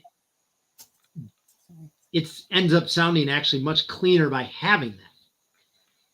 Let's see, what's this one? So Mark Fox says, I have only been at this for a year. Today and tonight, I'm finally starting to understand the need for measurements. Thanks to Marks and Scott and Kat. Man, I think it was all me. Yeah. I think it was all me. you know, if there's one thing to learn about all this, there's no point in doing what you did without a measurement mic. Oh yeah, no, I would, yeah. What's funny, and I'm going to share a story just real quick, is a friend of mine had 3 subwoofers, won't mention a brand or anything, but he had 3 subs. He calls me on the phone and says, Scott, I'm going to order a 4 sub. I said, man, you need to calibrate the 3 you have, because adding another sub can actually take away from the experience. He goes, man, I don't want to pay somebody $500 to do. I was like, just do it. He called me like 2 weeks later. He said, you saved me $3,000. He goes, I don't need that 4 sub, man. So right. People don't understand that just adding subs can actually hurt your performance. Right. Well, and getting them in the right spot is key. I mean, the difference of the right and the wrong spot can be 12 dB. And now, what Mark was saying, because I just want to share this quick, is this. Oh, hold on. This right here. There's one good question there. Should subs be in even numbers? No, they don't have to. What is the biggest thing to keep track of is to not have one subwoofer be overdriven significantly sooner than the others. And that's kind of where I was the one who kind of coined the whole term, because I was trying to describe it, of like gain matching on matching subwoofers. And when you gain, that idea of matching the output, when you have identical subwoofers, it's much easier, where it doesn't matter what number of subs. The ideal should be keeping their output level more similar than different, because especially, or at least below, say, 30 hertz, because the more you vary that, the less, the more you're giving up some of the maximum output. Now, for the guys that are interested in calibration, am I right by sharing this is your Facebook group that you just started, right, Mark? The home. Yeah, I started that, and I'm going to start adding a lot more to it. It's just home theater calibration. So is this an open invite for anybody interested in calibration? Oh yeah, anybody can join that. I moderate. I started it, so I moderate it. Okay. It'll be low noise, pun intended, and really. Yeah. So for you guys interested in setup calibration, just go on Facebook. This is Mark's group. He just started, and like you said, it'll be strictly just calibration talk and stuff like that. So I'm part of that group too, so I'll be following along for the ride, because I know how my own system reacts. I have no problem with calibrating my own, but there's still a lot left for me. And I've been in this my whole life, and there's still a lot left to learn. And one of the biggest ones that come, one of the other ones that come in are, the bane of your travels there of keeping things from rattling. Yeah. And that's kind of where, if you talk to some of the top designers, that's where a lot of them talked about, where when they started putting these massive number of subs in rooms, they really did need to really carefully look at how are they designing to make sure not everything is rattling. The worst one you can experience is when drywall is like hitting ductwork. Well, we broke the door jamb, and the youth man's first video at my house, we broke the door jamb on my entry door. So yeah, Jeff Permanian was actually leaning against it. He goes, all right, go ahead, hit him again. Yeah. And then I'd crank it back up, because the door's just sitting there flapping, and you could see out into the hallway. So right. Yeah, it's, you got to screw. And those things and those things distract, pull you out of that in development engagement. And it's after 10:30, so I'm going for the later night beverage now. Hey, that's color coordinated, matches your shirt. Yes, it does. It wasn't intentional, but it does work. And even the red behind, it's orange, but it's close enough. Yeah, we are an hour and 40 minutes in. So I want to share the photos you sent me, to just kind of share your designer series, some of your projects, and some people just check out some of the cool stuff that you've done. Yeah, let me see if I can do. So we will. And guys, we're going to work on figuring out how to do better with these pictures. So first of all, learning still. I was, that's a 21-inch sub right there, Mark. Yeah, that's a new product that we have out that I've got finally dialed in now. And the idea there was, what's that? That's not very deep. No, that is a module that was designed, to fit in places. We already had a shallow version of the 18-inch, and this one is only a gross depth difference of 1 inch deeper than what you need for the 18. This one is 14 inches depth, so you can be like you can be at pretty close to 14 and an eighth to the fabric. Now, by looking at this is a passive design, correct? With yes, that's normal. That normally has an input plate on it, either speak-ons or binding posts. But that one is all of our design series. We generally have powered from the rack. Over the years, I've kind of quietly designed subs for a lot of the designers and calibrators out there, and kind of developed out. And now I'm kind of making more public the design series, which are designed to basically go into, be built in some way. Some will end up in rooms for sure, and visible, but the idea being that these fit in spaces and are trying to solve some of the problems that the integrators now, that especially the ones that actually know what they're doing now, where, you know, they're actually measuring, they're planning acoustics, doing all these things that were somewhat uncommon, you know, 10, 15 years ago. I And don't know how quiet you've been about it. I mean, you might have tried, but you got products, I mean, all over the world. So I don't know about being quiet, how good you've been about not quiet, but you know, but it's not something that we've been putting out that we have a dealer line of, and those are products for dealers. This is the 18-inch DS 1812 and 1820. The 12-inch signifies the shallow box that's farther back on the left. That the box itself is 12 inches deep. You need about another inch at the surround to clear that. But what that does is that keeps it back from a screen, framing, and all kinds of other things. And because if you get too close, you don't want to start flapping a screen around either. And then the module next to it is again acoustically the same, like I had done with the submersive, but a very narrow face. If you know, let's see. So just so I understand and the people understand, the submersive and F-18s are ready, available to anybody. They just go on your website, shoot you a message, and order those from you. These are pretty much like special order through a dealer. Correct. And I'll share the link with everybody again. And the easiest way for somebody to do that would just be shoot you an email, and then you could point them in the direction of a dealer. Yeah, emails are best. And emails are easier to keep track of, for sure. Even Facebook messages, things like that on our company page and stuff like that. Yeah, see, that's crazy how thin that is. Yeah. And you have to watch a few things. You can't, I mean, obviously, you know, some drivers are ridiculously deep. And if, you know, most of the woofers, you'll see there's a vent on the back that has to breathe and for cooling and for motion of the cone. So there's a limit you can go to, and if you go too far, it misbehaves or does other weird things. So, you know, it's a matter of dialing that in and seeing what you need there. So from that, basically, the other nice thing is that all of these have fairly similar optimized frequency response. So they play with their I should say, when paired with our amplifier, the frequency response is all very similar.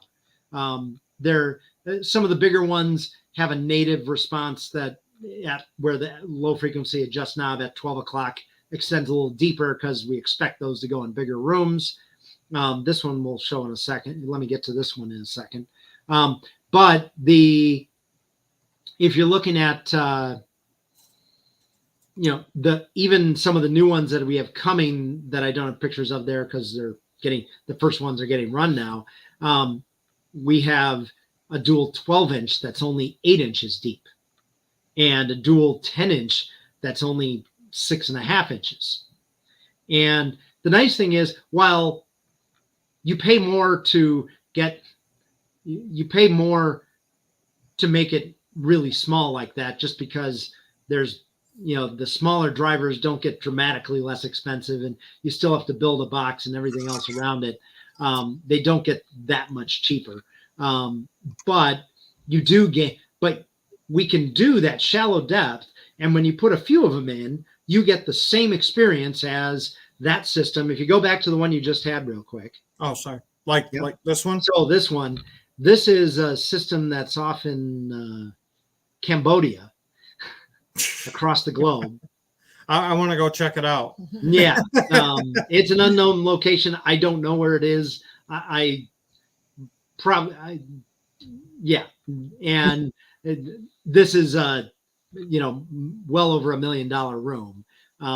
Isn't that crazy though, that somebody reaches out, you know, that somebody reaches out to you? This is done by one of the big designers. Yeah. And so this was a carefully designed room. You can see the 3 subs going vertically there, and then bottom under behind the frame, there's actually another 6. Yeah, I can see them. You know, So earlier it looked like curtains hanging down there, but yeah, that's definitely subs. No, that's subs.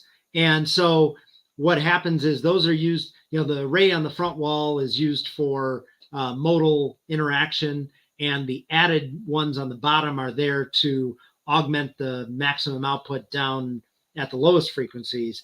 And then and those you can see are the real narrow face.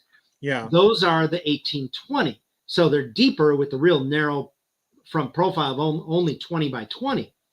Well, and that allows them to fit them underneath the speakers and like they did. Well, around the room, they have four more locations with two stacked DS1812s, the shallow version. And those are in the sidewalls and the rear. So four more stacks. So 8, whatever it is. There's 18 subs in the room. Do I have pictures? Because see, that's one we don't. No, okay. That's just, this is the only picture I got of this one. That's not something, public. But I'm saying that's how they did. We can mix and match the same one in the same room because they acoustically behave the same. And they had a room that with this level of design, they actually had 12 inches or 14 inches behind the side walls to conceal subwoofers. Yeah, because that's crazy because we're looking at 12 subs just on the front wall. Yes. And then there were another 6, 2. Yeah, in fact, now thinking of it, I think there were 2 at the side, 2 stacked sidewalls and 2 spaced on the rear wall, something like that, at very specific spots to balance out the interaction and modal response. And that was all modeled and stuff like that. Not what I do, but but that is, and they can get some amazing results with that. And for reference, anybody with a sharp eye, those speakers there are actually the top line, Meyer Sound speakers. Last I saw, I think the retail on the set of 3 with the amplification is somewhere around 125,000. So that's rare because I think those are blue horns that they painted the horns black so they don't shine behind the screen. Oh, okay. You'll see in some installs that the top horns are actually bright blue. In the studio world, they do that. Man, I bet just that would be a crazy experience. I'd love to experience something like that. I can only imagine. Fun. It's I think the most I've had in a room was 12 that I've been in of those, but it does, it is fun when you get that much in that type of headroom. All right, we look. Okay, yeah. So now, so a fun one, where I'm talking about doing some of these as new designs. If you, I'm trying to get out of here. If you, I just have, if you go back out to, for some fun discussion of stuff here, if you go back out to the Keith Yates folder, there were a bunch of projects I did over time with Keith, and those who know who Keith is, he did some have seen the big Rob Hahn Theater. He's the one who designed that. And, if you just scroll through a few of these, you can see these are actually there we're jumping between. Oh, that one jumped in front. Sorry. Oh, okay. So here we're seeing the parts that go into that massive sub that made me go towards a modular design. So if you keep scrolling through a couple of these, that's a big 15-inch woofer. Yeah. Oh, yeah. And keep going. That's actually an 18-inch passive radiator that sits in front of the woofer for this complex bandpass design. And so that's the module that holds the 18-inch passive and the 15-inch woofer. And we then have 4 of those modules that stack up on this big back box. And mind you, that's an 18 you see there. Yeah. If you keep, and you see how they stick it and bolt on. And that box behind it is 7 feet tall. The port was done by laminated Baltic birch. And so that's something like the exit there of the last one. The radius there, that's like a 9-inch radius on flaring the port at the end. And then we had the same thing going on in internal like that. The thing was tuned to, I had targeted like 10 and a half, and it ended up at 9 and a half. And this is a build once. This isn't, make multiple prototypes. This is a custom build. But it made it where each module was something you could carry in and set up. Of course, once it got set up, they needed the lift to get it into the spot. If you keep scrolling, you'll see more pictures of where that went into. Yeah, so doing those, this was done. Oh gosh, where's the? Let me see what the date on those. Yeah, 2012. So been playing with a lot of these things from that long ago. This is yeah, you can keep going. And Okay. Yeah, that's the Keith Yates there. BFT, blunt force trauma. And if you keep so going in, you can see how everything cinched in. That's literally you'll appreciate some of this. That was 1/2-inch hardware that was screwing that stuff in together. It's a big stuff, and that's the lift they needed because it had to go. It went into a cubby hole they were able to carve out at the back of the room, but it was above. There's like a ramp at the back because the guy was handicapped from an injury, and so there's a ramp, and this goes up above that onto a concrete shelf. So they had to lift that 600-pound monster, up, and it looks like it just fit in there too. That was exactly the plan. So yeah, you can, and that's how big it is in place. Well, what kind of power are we talking there? That was actually what was that? I think we were using a lab grouping amplifier on it. Some massive, like 10,000 watts, something. Yeah, like 10 that, or probably. Yeah, 10 or 4,000, 10 or 14,000 watts or something. And that got detailed out, some of those things. But so that's the fine where they did the cool install at the end. It looks like it belongs that there. out.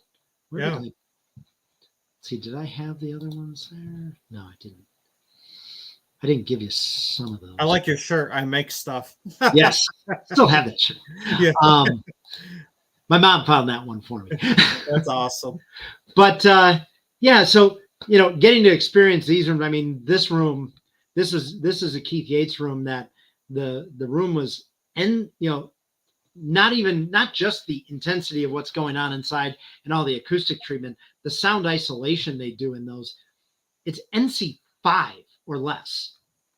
And since then, all their rooms are that quiet because they found it to be so beneficial that it was like, well, if we're going through this effort, we want it.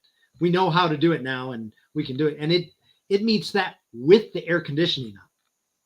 As an example, that's some of the ductwork that goes like down into the floor, under the whole length of the theater, back up the rear, and out the 2 soffits. So this long convoluted path to absorb all the sound and let them flow a ton. It has dedicated units. I mean, just the HVAC on a system like that is somewhere in the $50,000 range. Oh yeah, I see lab group and amps up there at the top. Yeah. Yep.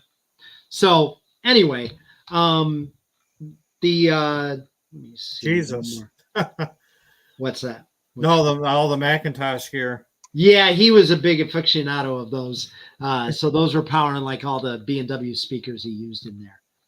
Wow. Really, really nice guy. And he actually was nice enough to invite. He did a party for all the people who were involved in the project after it was finished. It was really, really fun to do that. I know, and fun for Keith Yates because a lot of his are in private homes of, well-known people or people that don't like to be all that visible with what they have. So they don't share in that type of stuff. So it was really cool to have, 70 people at the house going through a theater like that. It was very much like one of the meets, we would and used to do. What are we looking at here, Mark? Oh, that's the same room behind the screen. They're lighting up the okay. B&W LCR there. Let's see. The one that, but from some of the stuff from do I have those? From some of the stuff from Keith Yates, years ago, I did some of these shallow, like 12 and 15-inch subwoofers, and it was really to fit in the locations they needed. And, that's what you see kind of there. That was, again, that's basically an adaptation of a submersive I did for a custom project years ago. So and we're since talking then, the having same, done the some same of those, amount of volume, just in different configurations, correct? right? And as long as you make sure the woofers can breathe and you're not obstructing anything and creating weird resonances if it's too long or stuff like that. 12-foot long subwoofers, you have literally like a small room inside it, so you actually can get things resonating. But so there's extremes you don't want to go to and things like that. But in doing a lot of those, they were fun sometimes, but nailing down even cabinets in production. The one thing I always find is it's somewhere about the third time you do something, it comes out way better than is when you get it nailed. And over time, I started getting it to where I would take on those semi-custom projects that Kat just told me that I looked mad, but I was reading something, so that's why I smiled like that. Everybody says I got like resting bitch face, but I'm excited to be here, man. Yeah. Well, the other bit of it is that so over time I realized that the way to do that is if we find an application that if I find an application someone needs and it's a product I kind of had on the shelf or in my mind, and some of those, I'll find a first project that we use it as the test. Usually I'll take that on so long as I see it as something that I'm going to use down the road or something very similar to it. It's with the amount of time I spend optimizing and dialing those in. We were talking the other night, there's a lot of difference, even if someone throws together big boxes like yours, and big ports. There's a lot of stuff dialing in the port size, the length, the little ends and things like that. Well, and to bleed off of that, I've seen multiple people in like the JTR thread and be like, "Oh, I built a box the same size, threw in some good 18s." Yeah. And I end up just selling it all and buying the Captivator because for some reason it just sounded a lot better to me. Yeah, and it kind of even gets back to the differences between designers and things. But when you're doing them all the time and you optimize it, there's stuff that aren't always obvious to that maybe aren't flat normally, like when you design it, and you may do that purposely to gain headroom and use in other ways because we know we have DSP on it. We know it's going with our amp and getting locked in, and we can protect things so we can push right to a limit of one point where, if you don't have that high pass in the system dialed in right, the driver is going to bottom out and kill itself. And even all the little protections that nobody likes to talk about are really important of different, and play a big difference in what you hear when, some of those protections are set right. It can let us both use more headroom in some ranges of the sub to get to help in many ways, and to also allow the sub to just play louder and continue going without making any calling it offense to itself. And you won't really notice until you add another sub and suddenly get more headroom. And that difference, of some dialing in some of the limiting and things like that, what happens at the hairy edge of where the amp is about to clip or the woofers are about to go too far, if that gets nicely handled where it kind of just stops but doesn't make offensive noises, we get cases where if you just pop an amp in and put an EQ without the limiting, you're going to listen to something and you'll come across a scene that you're diving for the remote. Like Edge of Tomorrow? Yeah. Yeah. And you play Edge of Tomorrow, it's like, oh crap, and I'm going to break my subs. And then there's also the fact, there's a limit of where you'll play up to, and you might run into that. And then you're kind of gun shy on it. and how far can you go. So at some point you can add plenty of subs and have way more headroom than you want, but at some point there's a limit to how many big boxes you can usually fit. Well, and then there's a big cost too. Yeah, and the cost with it. So with that, I see a difference of engaging, where those limiters are and the thing. That's a 5 to 12 dB difference in listening, in effective listening level, where you can listen and not worry about something weird happening or overly notice. You might notice one time it's like, it got a little soft there, sounded like it ran out of gas maybe, but nothing bad happened, and it didn't sound bad. It just, you think it could have been even, it could have kept going. You knew you were at your limits. Yeah, you knew it changed, and what you really hear is it changing a little, and that's so that type of stuff allows, for us to do like the little 12-inch sub, the JS12 we have, where you can put one in the room and it's actually really powerful for what it is, but it also has that low-end response that's similar to submersive. And as soon as you start, in a small room, a lot of guys are pretty happy with 1 to 2 submersives worth of output. You get a 13 by 17 living room. Well, you're looking at 415s too.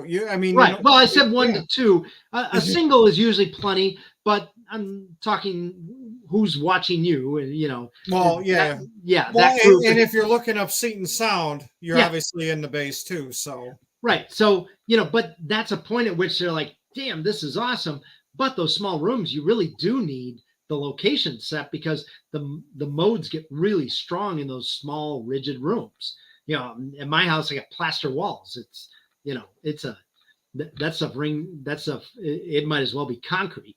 And when you have those small rooms, 2 or 4 locations can usually get you a really good result, and the combination of all 4 gives you all the deep bass that you get from a big sub. And if you start with just one, because you either haven't made the space or the justification or saving up the money, you then can keep adding, and you're not going to hurt it, and you just keep adding to the experience.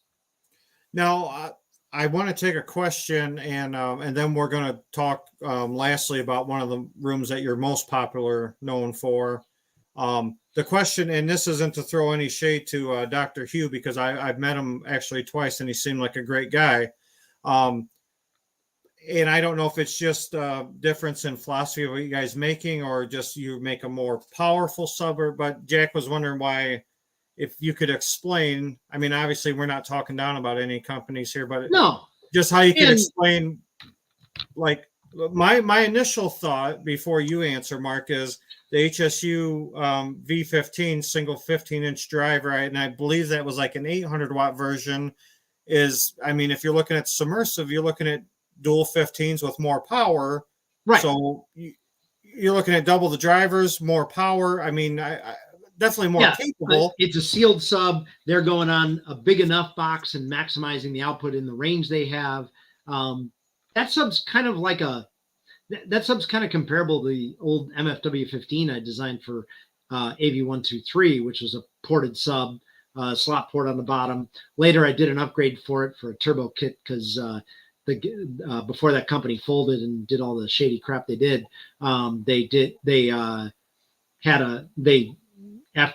despite my adamant recommendation otherwise, they went with the cheapest amp supplier, and after getting a couple of samples that were bad, the first batch of subs were great.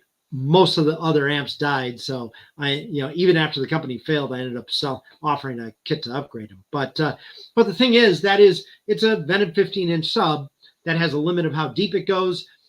You have a single 15-inch woofer with a comparable power or less than what one of the 2 woofers in the submersive gets. The submersive, those woofers have a lot of capability and are really low distortion above 40 hertz. I remember the guys on where was it? Secrets of Home Theater had done a review of it long ago, of the submersive long ago, and they had not long before that measured like a Paradigm servo sub, one of the sub 1 or something like that. Mm-hmm. And their servo controlled sub, basically above 25 hertz, it was equal or lower distortion. So it was a well-behaved, it is a well-behaved sub with a lot of that upper bass punch, has the deep reach. And the biggest thing one of the things that I prioritize a lot is, even over distortion a lot of times, is lack of compression. And so going after the dynamics. So within the envelope of what the sub can do, once you push into the limits and the limiters, then it compresses. But within that limit, idea is when it goes up 5-6 dB, it should go, the sound should increase 5-6 dB. Back when database was still measuring stuff, you'd see the increasing levels of measurements, and others that have done that. And seeing if those curves stay parallel as it goes louder, and how high they stay parallel to, or at what ranges, is a big part of that. And, the 2 3-inch voice coils in there, the big amp and the sealed box, the benefits of that, really keep that compression down and give you all the dynamics that you hear. So that's a big, what's it called? That is one of even the differences. We talked the other time about whether we get to anything about sealed versus ported. Ports, and I've done ported boxes. I don't do many right now, but they're fun. I like doing them. The tough thing is they're always a balance of compromises of size, length, resonances, how good the airflow is, and things of that sort. And how picky you are determines what you're okay with. And I tend to like to really keep the noise low, so that when woofers I pick out, generally when they're moving, if you put like 10 hertz and you can't really hear anything, but you see them moving a bunch, I like to make sure the woofers aren't making loud ticking noises, or, kind of, some of them sound kind of like a washing machine that makes a whoosh, whoosh type of noise.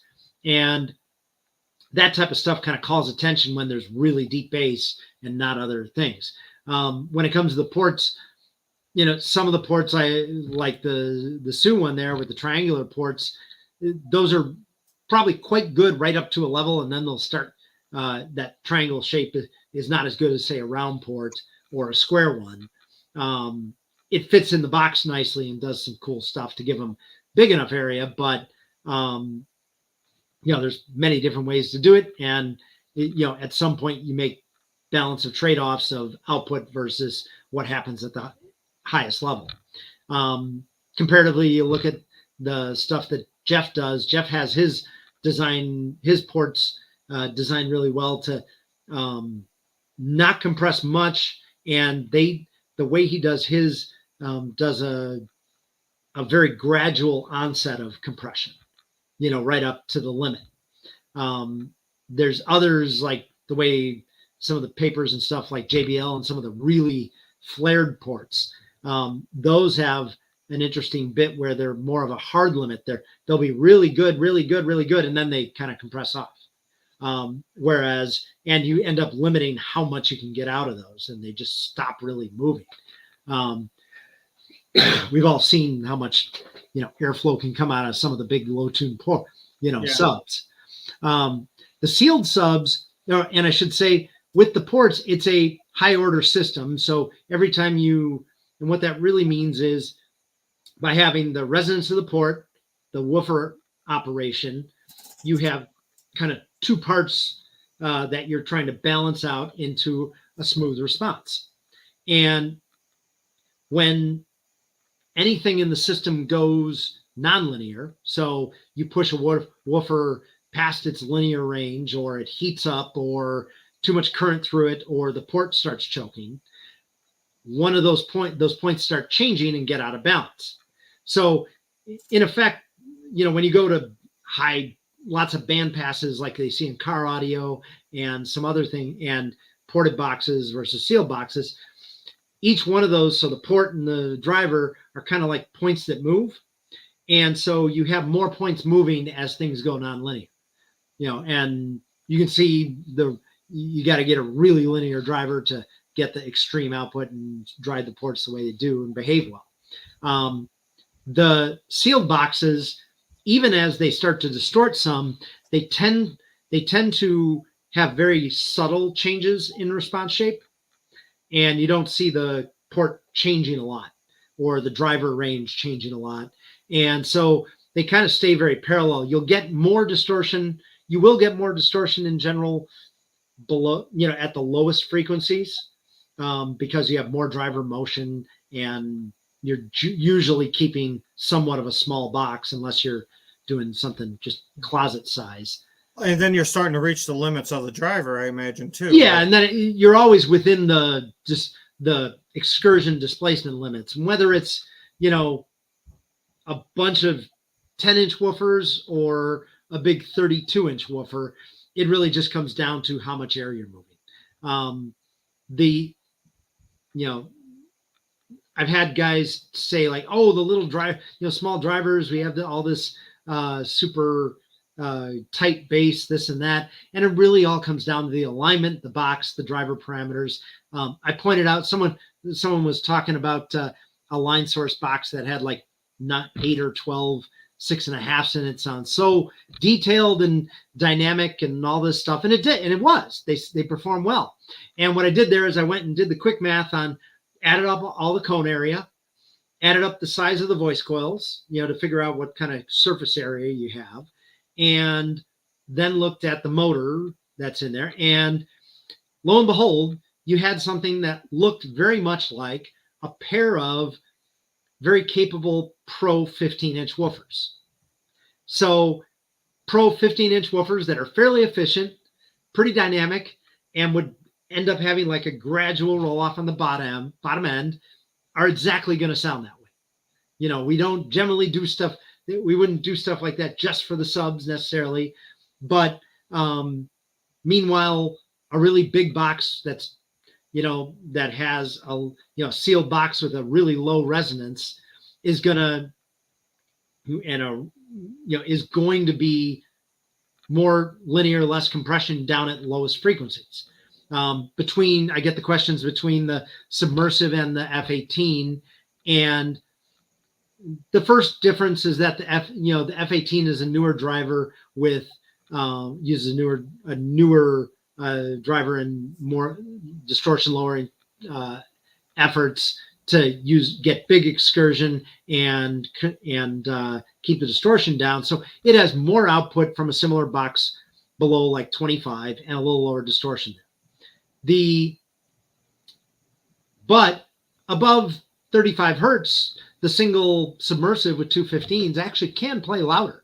So you're listening to music on it, you can actually play a bit louder from one single box. So if someone has a great room and they aren't, necessarily bass nuts about the super, super deep, but they want something that sounds really good, is powerful, gets down deep, one or two submersives might sound better in a big open great room with a vaulted ceiling than one or two F-18s. But if you want to dig deep in a theater, then you're going 4, 6, 8 F-18s, and then you're there. Yeah, and then now even the 21s that kind of take on more aspects of the best of both, kind of. And to do that, I had to go to a 6-inch voice coil, a 45-pound neodymium motor that's very expensive and has lots of low distortion efforts inside there made. That one does use it's the Eminence 21-inch woofer, and I had corresponded with the guys at Eminence a lot while they were developing that to help kind of give some input of what myself and others wanted. And a lot of the stuff it was cool to see some of the stuff make it in there in whatever way they took that. And but even from what they did, I have to select out a couple drivers every once in a while, and I actually apply a coating to the surround to make sure it works and behaves quietly and the way it should in a small sealed box, because most of those, when they designed it, were thinking of huge pro subs where, you know, the noise levels are high, the ports are big, and, you know, they're And not people were worried. just chasing large dBs. That's pretty much. Yeah. Yeah. And at that point, a little operational noise and other things don't matter. But when you're doing Edge of Tomorrow, or you have really low, you know, energy in it, one that you should look up, I just remembered, because I'd gone and seen, you know, we this kind of circles back to the whole ultra deep stuff, in that when I had first kind of started this, and I was debating on how much I wanted to really keep chasing that 10 hertz range and below, and that Bruce Thigpen, who has that fan subwoofer, had that out at some shows for a couple of years. And then one of the guys on AVS forum, in the 20K plus forum, had contacted him and actually got him to come up and temporarily set up in his theater the Thigpen sub. And he ended up getting them and installing them. But the crazy thing is, he actually used a doorway. He basically sealed off a doorway and put it in the door loading into the room. So there's limitations of that sub, and the smaller your room, the less benefit that thing has. But it's really low distortion at really low frequencies. And I mean down to like 1. And I flew out to hear it, just to experience it, to really know, okay, is this worth chasing this? And, you know, I remember watching even Spider-Man 2, the early one with Doc Ock. Yeah. And at the point when he has the reactor going and everything, you know, and the arms go nuts and all that other stuff, when he's sitting there, and when the reaction starts branching out with the arms with the flares branching out of it, there is like a 12 or 14 hertz just throbbing content going on in there that at that point I didn't even know was there until we had a spectrum analyzer on it. And it was this, you know, we could see it going on. I was like, holy crap, that's what we're feeling. I'm going to have to check that out. Yeah, I was just thinking of it. And I don't know if there was any change from, you know, what that was, the current Blu-ray version or whatever, but way back. But I remember distinctly that was like, ooh, that's like a tension right as you're doing that. And the thing is, when you get that kind of tone, you know, just undertone there, it's not like a explosion, a noise, or a percussive instrument that has all the harmonics up there. So the more noise and rattles in the system, or the subs and, you know, noises, the more it calls attention to itself that it's being reproduced by a speaker. And ultimately that's the goal, is to forget you got the system there and just get engrossed in what you're watching and hearing. So I'm going to share one more time, because I've seen somebody asking about calibration again. So like I said, Mark has a group on Facebook, Home Theater Setup and Calibration. It's fairly new. Over the next couple of weeks, he plans on adding a lot of information on that. So that'll strictly be calibration talk. It's open to everybody, so you can go join that group. Yep. We are going on 2 hours and 20 minutes. I asked you for an hour, Mark, so I certainly appreciate your time. Well, anybody who knows me knows I'm not short of words. But I can, and I got an airport run to make here in a couple hours, but I'm not going to let you go until we talk about this room that I believe that you're most famous for. So cool. I'm going to, let's go over this room. I think everybody's going to enjoy this. Yeah, we're going to have to add, hopefully we'll be able to figure out a way to put some indexes on this for people.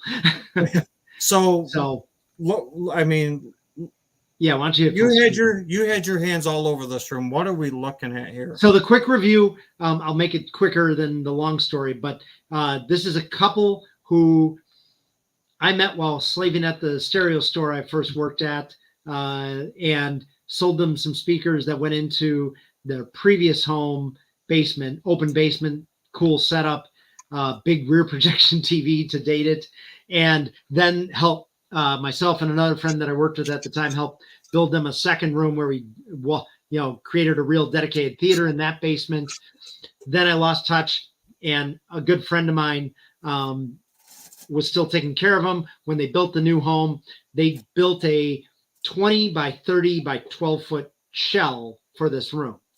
And so he did all the aesthetic design, and the look of it was inspired by a couple of scenes inside the Star Destroyers of Empire Strikes Back. Like right at the beginning, you can kind of see some aspects in there. If you go on, that's what goes on at the front stage. And then they have all this stuff going on. The images on the side are hand painted by a friend of theirs. And mind you, for the people, not to cut you off, Mark, but yeah. for the people that don't know, Expona, that's a huge electronics show in Schaumburg in Illinois that people literally fly all over the world. And this was before I knew Mark personally. So many people were talking. They're like, there's an offsite location where Seaton Sound's putting on demos. We got to find out how to get over there. I mean, it was pretty amazing to just hear you being brought up about you doing demos at an offsite Star Wars theater that you helped design and that you had your equipment in. So, I mean, this room to me over the years has definitely been a big deal. Yeah, and it's not perfect, but it is a super enjoyable room. And like I said, a friend of mine designed it and did some awesome stuff with the aesthetics and the cool look of it. And he had rudimentary acoustics in it, a lot of foam and some stuff like that, but it was a lot of hard surfaces. And in fact, if you go back, I think let me see here, the order got messed up on some of that. Yeah, this is the beginning. Let me see if I can file through. I don't know which one. No, I think the problem was that it was just how it was sorted. I don't know if maybe you go by date or modified. Yeah, what kind of date are we looking for here? Just the order in which they are. Oh, so see that's sorted by name. Click on modified for a second. Modified. At the top header there. Okay. Yeah. So now go up to the first. Let's see. Yeah. Okay. That'll be a better order of it. So pop that out. So this was before we updated things and the state it was in. I had brought in at this time some submersives and catalysts to replace the aerial acoustic speakers that were in there that sound really good, but are like 82 dB efficient. And it's a big room. Yeah. And they worked in their last room. They just didn't have the output and dynamics for this room. Before I forget to ask you, is there because I've had people, and even Mark Geotech asked it or said it earlier, he goes, I used to drool over the Seaton Catalyst. Is there just, I mean, because I'm nosy and I'm sure everybody else is there going to be a new reiteration or new version at some point of those? Yeah. In 2017, I updated the coaxial in that to address the one main limitation of the early one. It didn't have some of the breadth and spaciousness that say, the JBL M2s and some of the others had, that they were being compared to.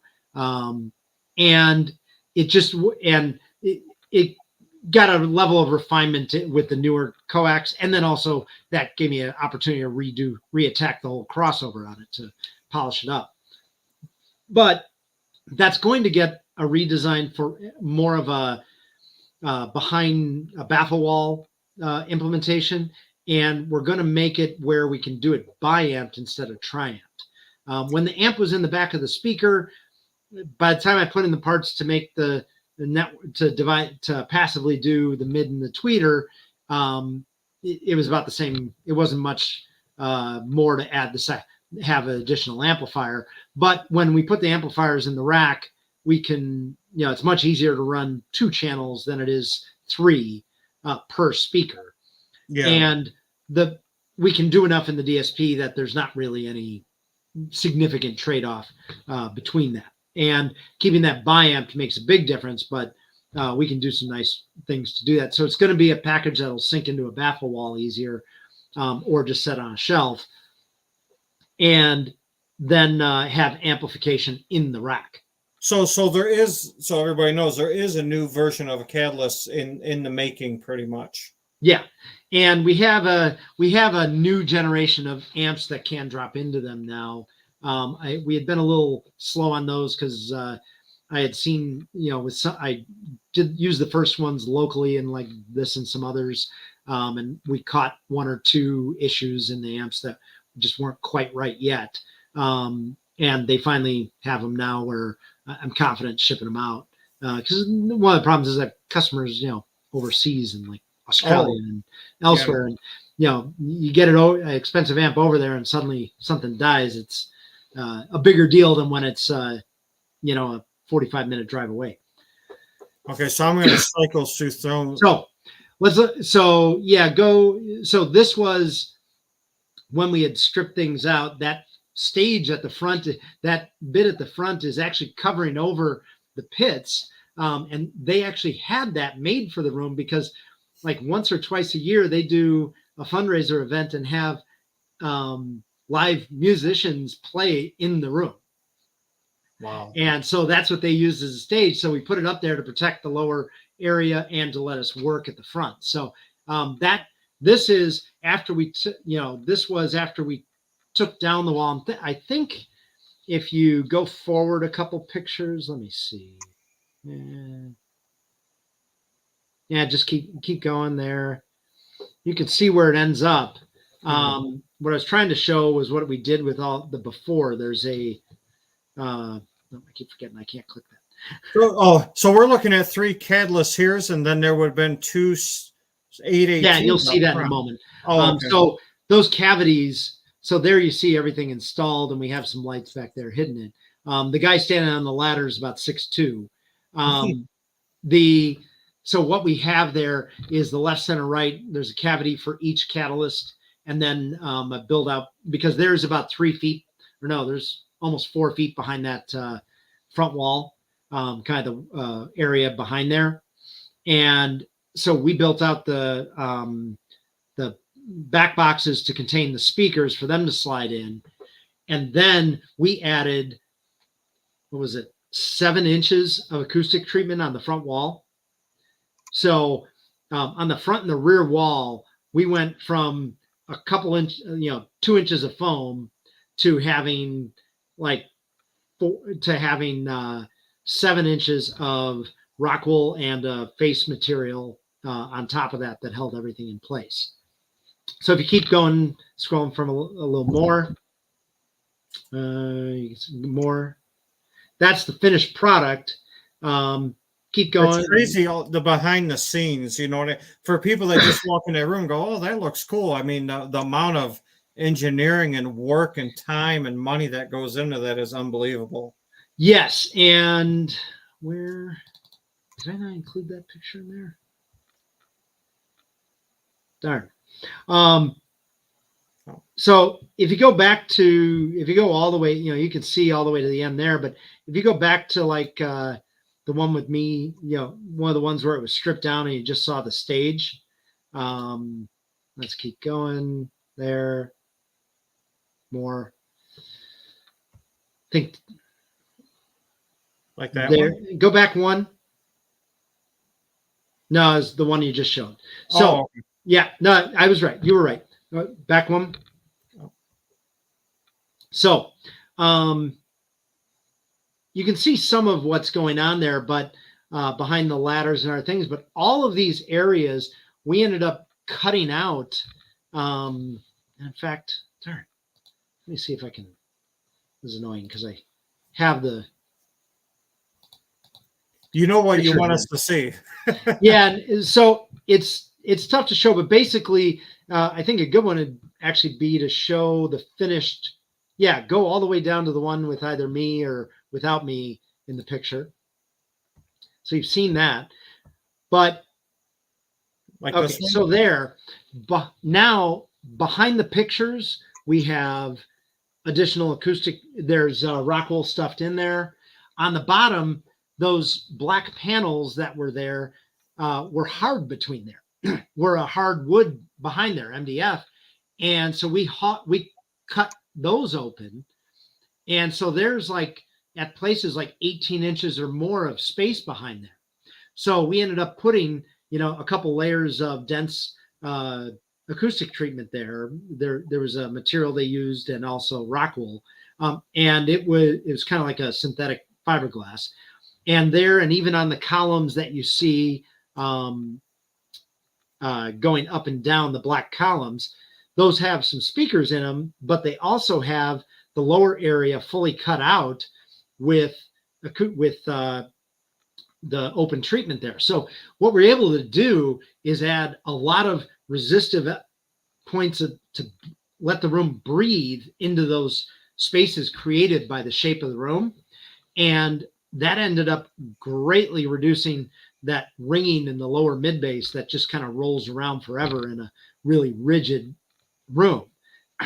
And between then adding 7 inches of soft stuff behind the front fabric, and again at the rear, if you click through to there's the pictures of the rear wall right there, you can see the finished result where the step comes down and you see the one black outlet. That is the wall kicks forward with the fabric 7 inches to capture both the speaker and everywhere around the speaker having thick acoustic treatment. So we were able to really kind of pull down, the sound bouncing around errantly in the room. And the next one, I think the next picture on that one, oh, sorry. I don't have a next picture. Oh, it jumped around.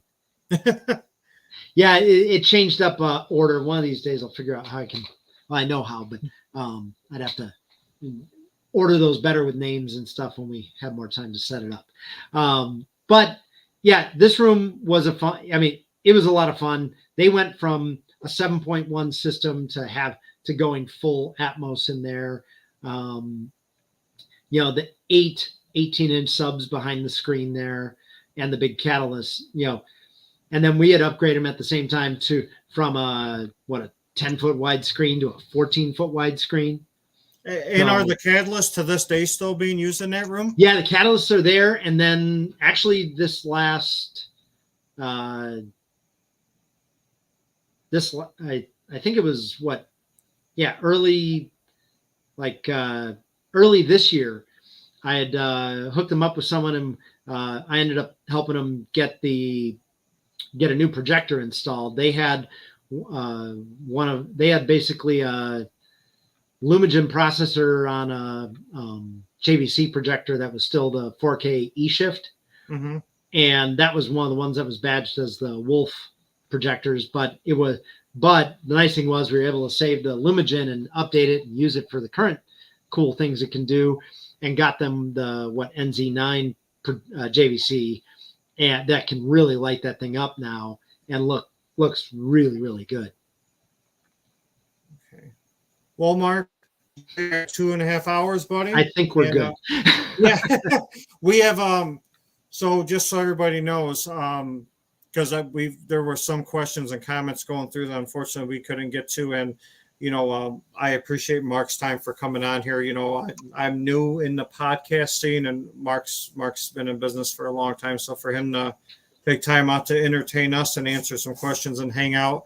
If any of this stuff interests you, or you guys have any questions about any of his products or calibrations, just reach out to him. He'll get, there's the email there. Just reach out to him and he'll, anything that you want to talk about his products or calibrations, he'll get back to you. Mark, I'm going to throw you in the waiting room real quick. Yeah. And then I'm just going to kind of sign off with these guys, and then we'll chat for a minute. Awesome. Hey, man, thanks for having me. It was awesome. Thanks, brother. It was fun. All right, everybody. 2.5 hours in. I hope you enjoyed yourself. Just to talk with somebody as knowledgeable as Mark, and that's been in this home theater game for a very long time, is certainly a treat for myself, and hopefully all you guys listening really enjoyed yourself.